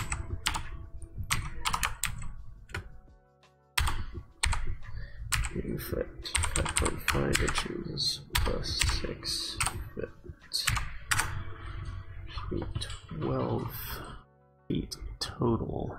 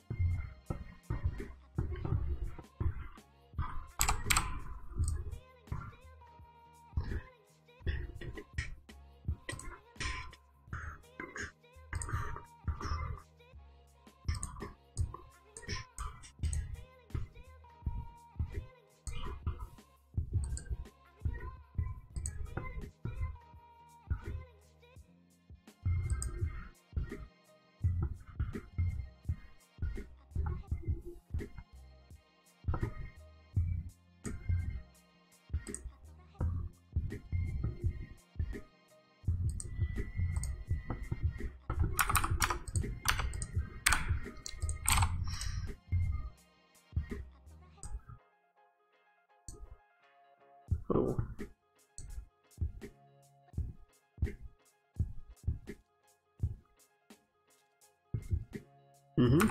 Yep. I do electrical and plumbing in Revit as well.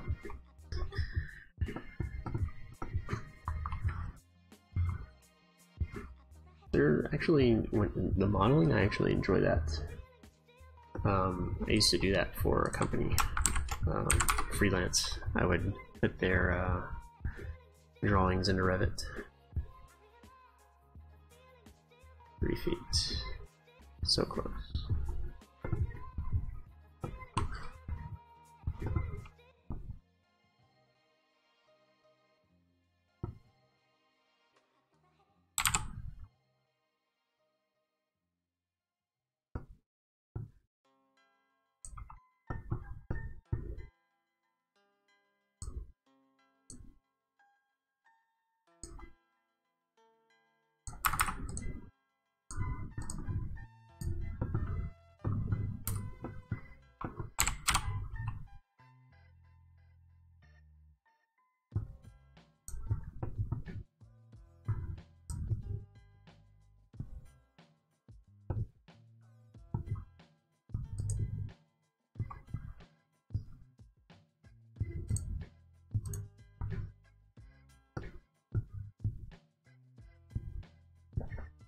Yeah, for residential, everything's in one file.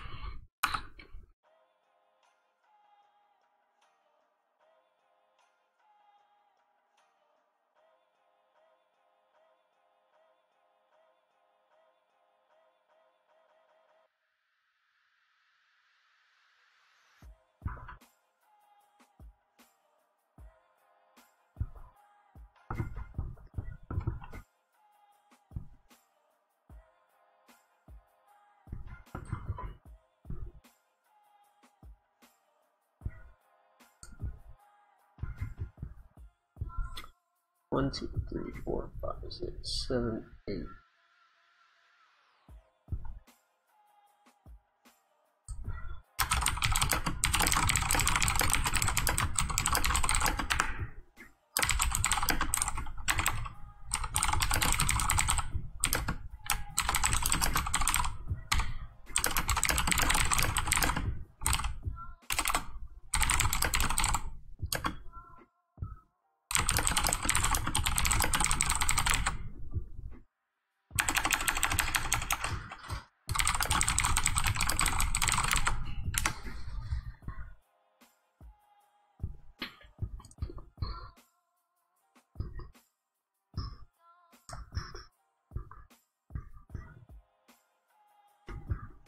Hide this. No, I can't.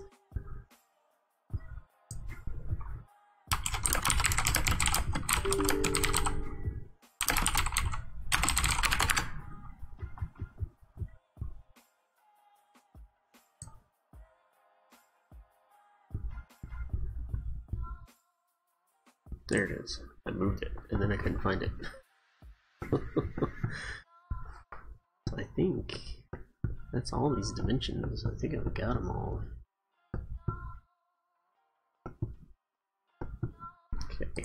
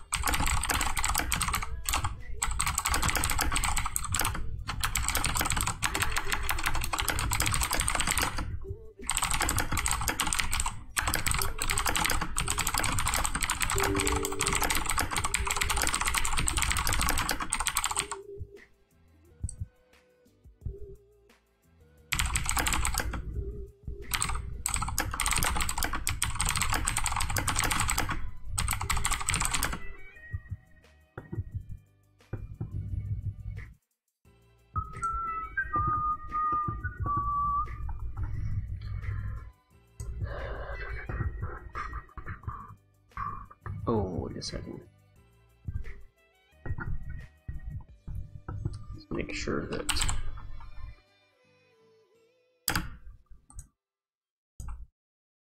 these right. 3060.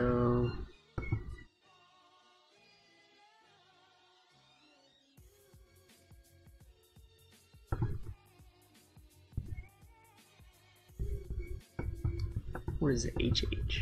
I don't know what HH is. Hand hung?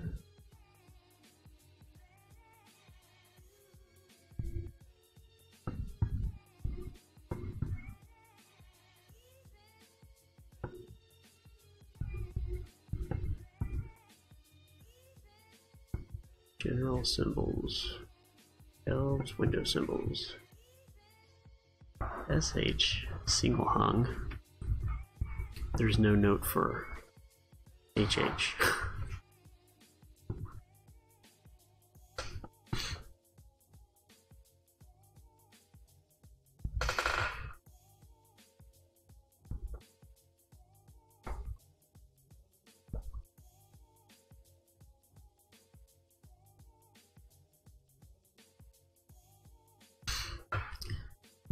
There's no symbol for HH.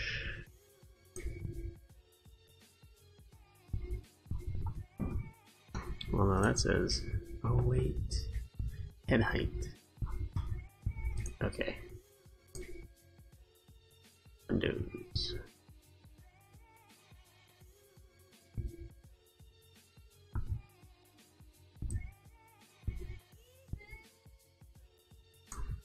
So here's a question: if it doesn't show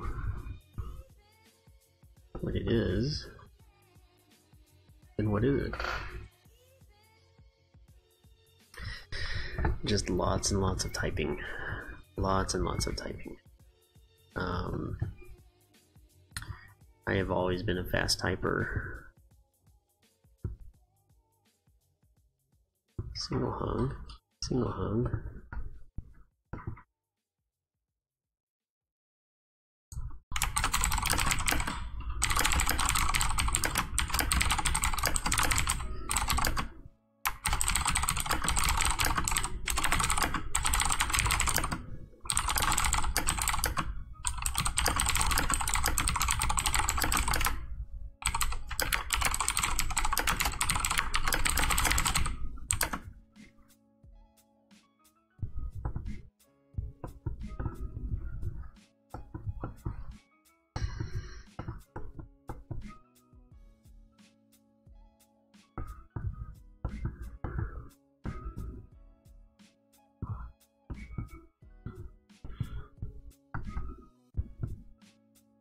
Six. Okay, everything else looks good. Doors 3068, 2868.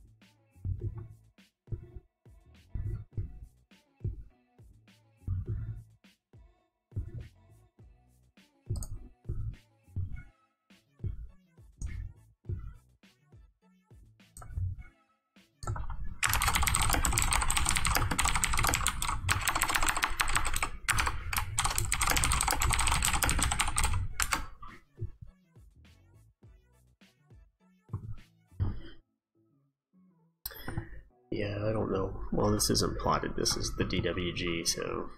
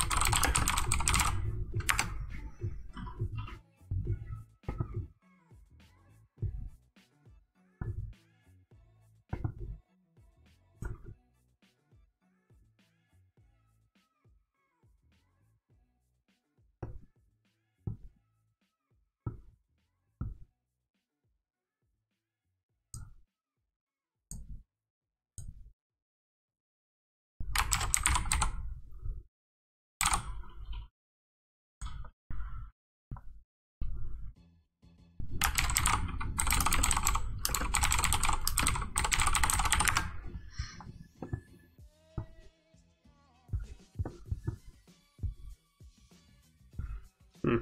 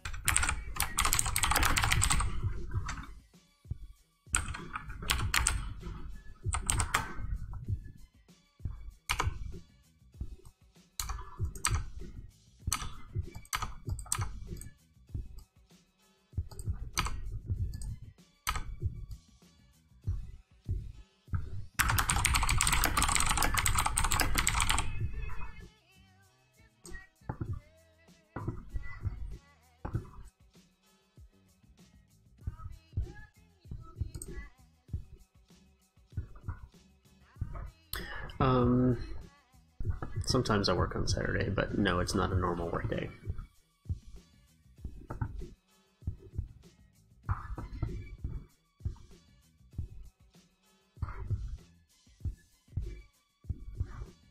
Saturdays I'm usually trying to catch up with work at home.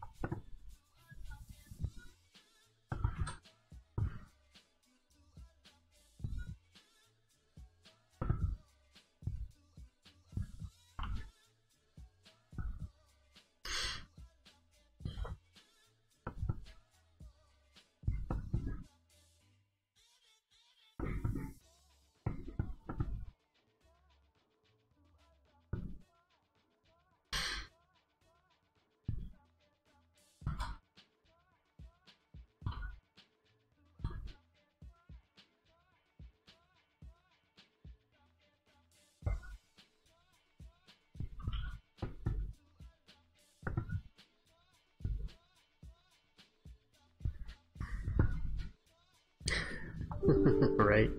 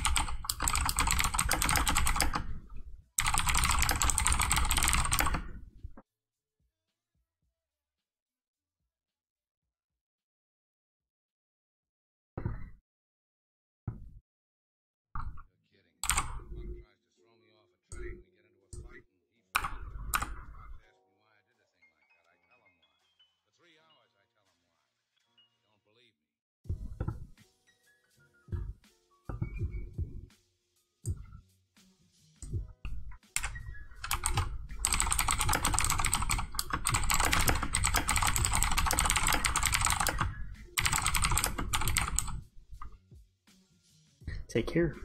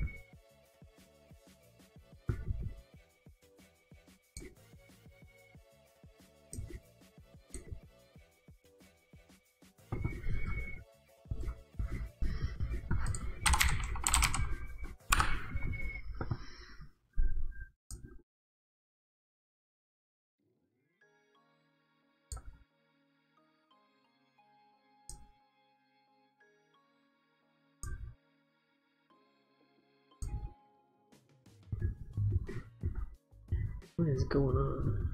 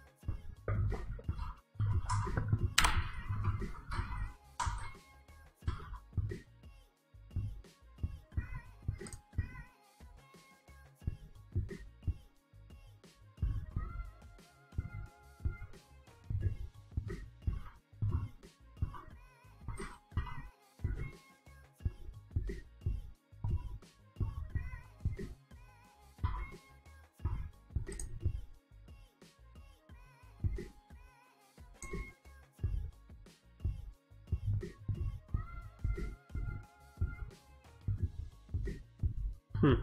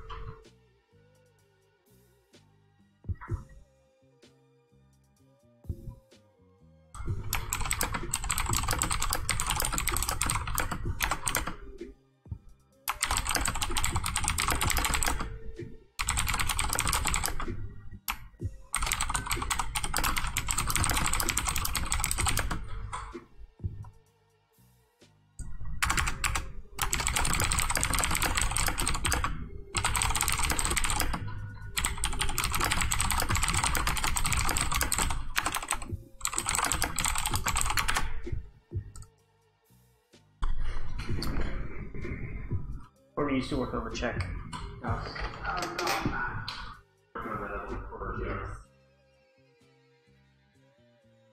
Also, just that you on the mirror.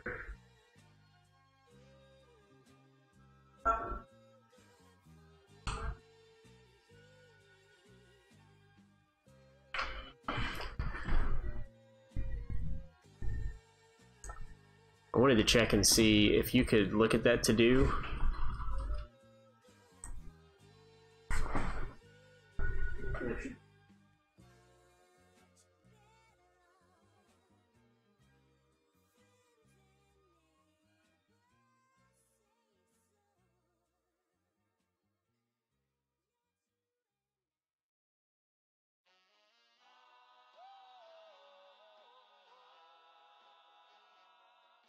Just make them.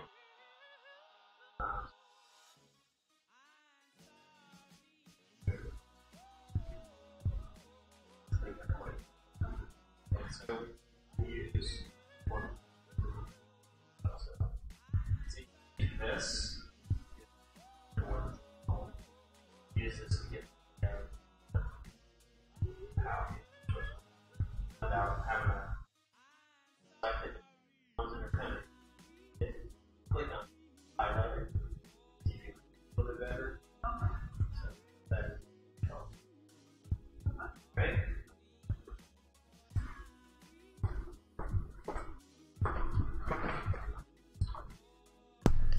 Alright, I'm gonna go grab some water and I'll be back in just a minute.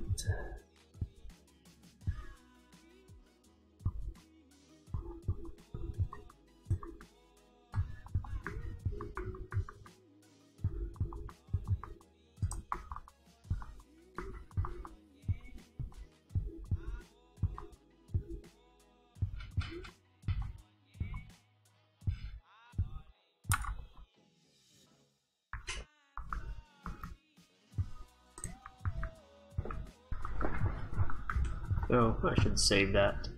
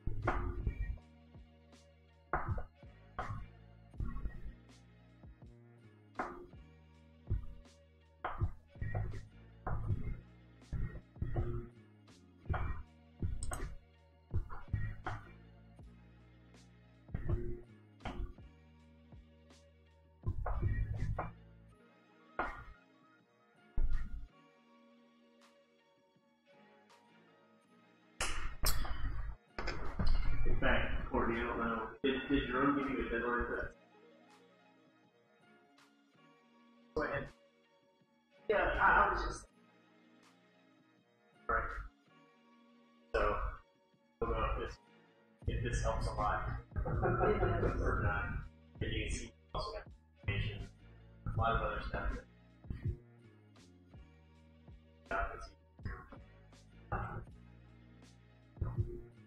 Hopefully that'll help.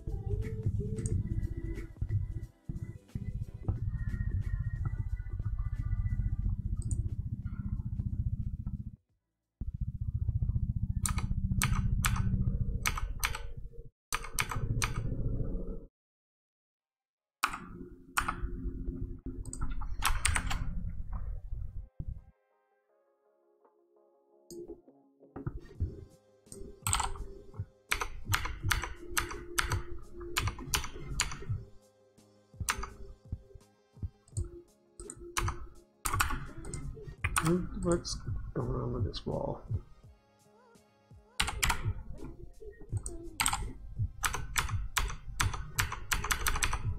Why can I not dimension to the inside of that wall?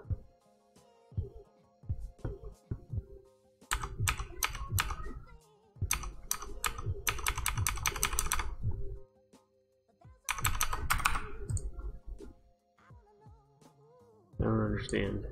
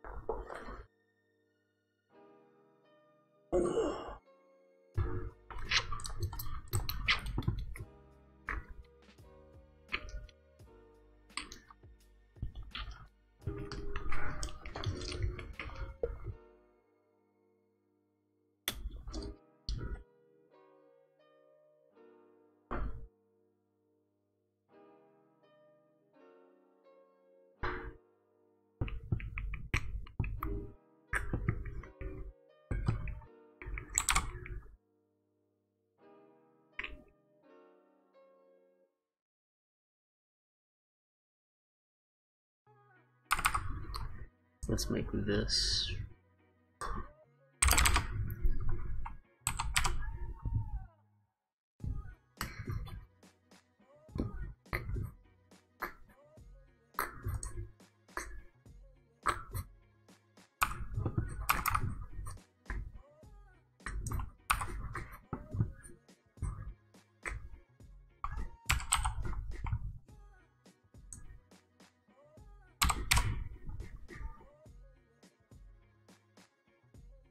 I'm going to be heading out here in just a little bit.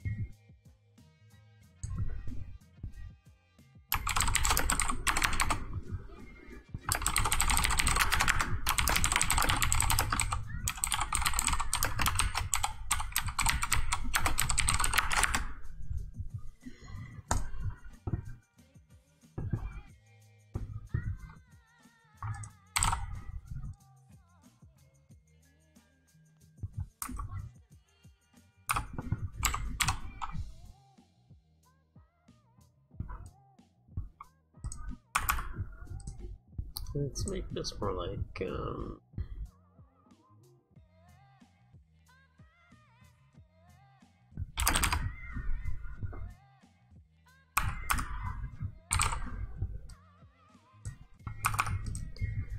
yeah, let's do that. I am curious though.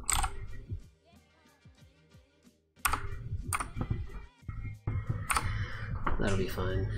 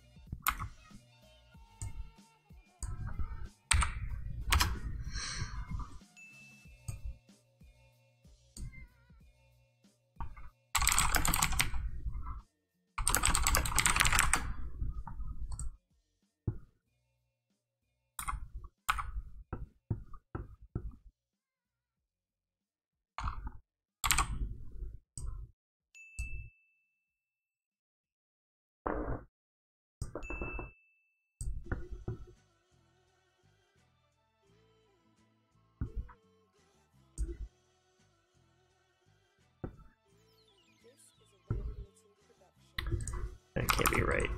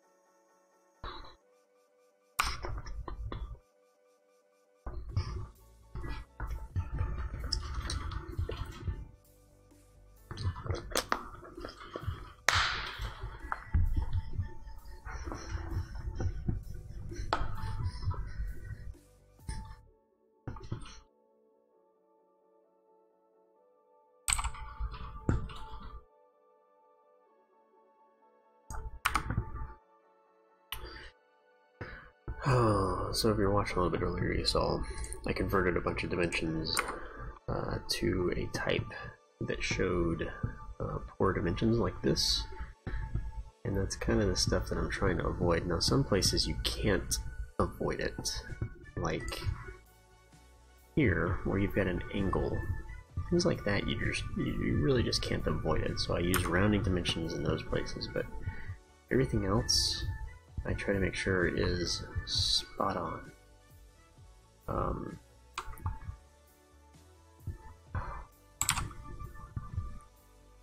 So that I avoid things like rounding errors down the rows. That needs to move, but half an inch that way.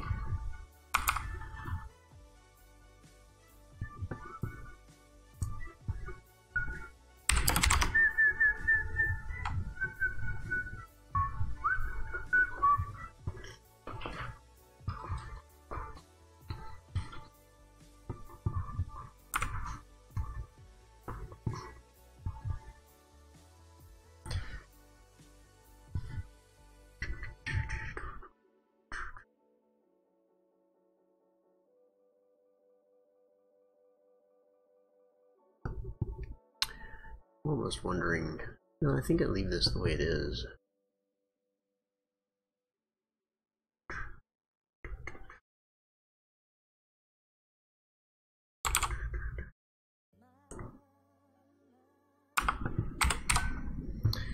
I need to put desk chair in here.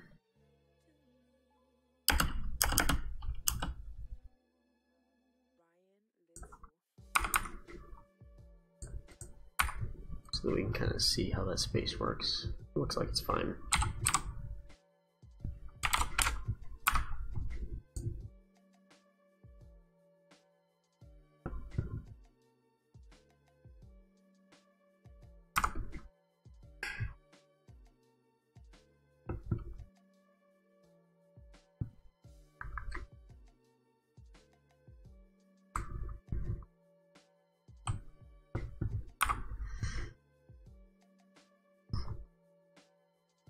Alright, I think with that, I'm going to... Oh, man. I'm going to call it an afternoon. I'm going to end the stream for now, and I'll be back later this afternoon. Thanks for hanging out. Hopefully I'll see you this afternoon. If not, have a great evening, and I'll see you tomorrow. Until then.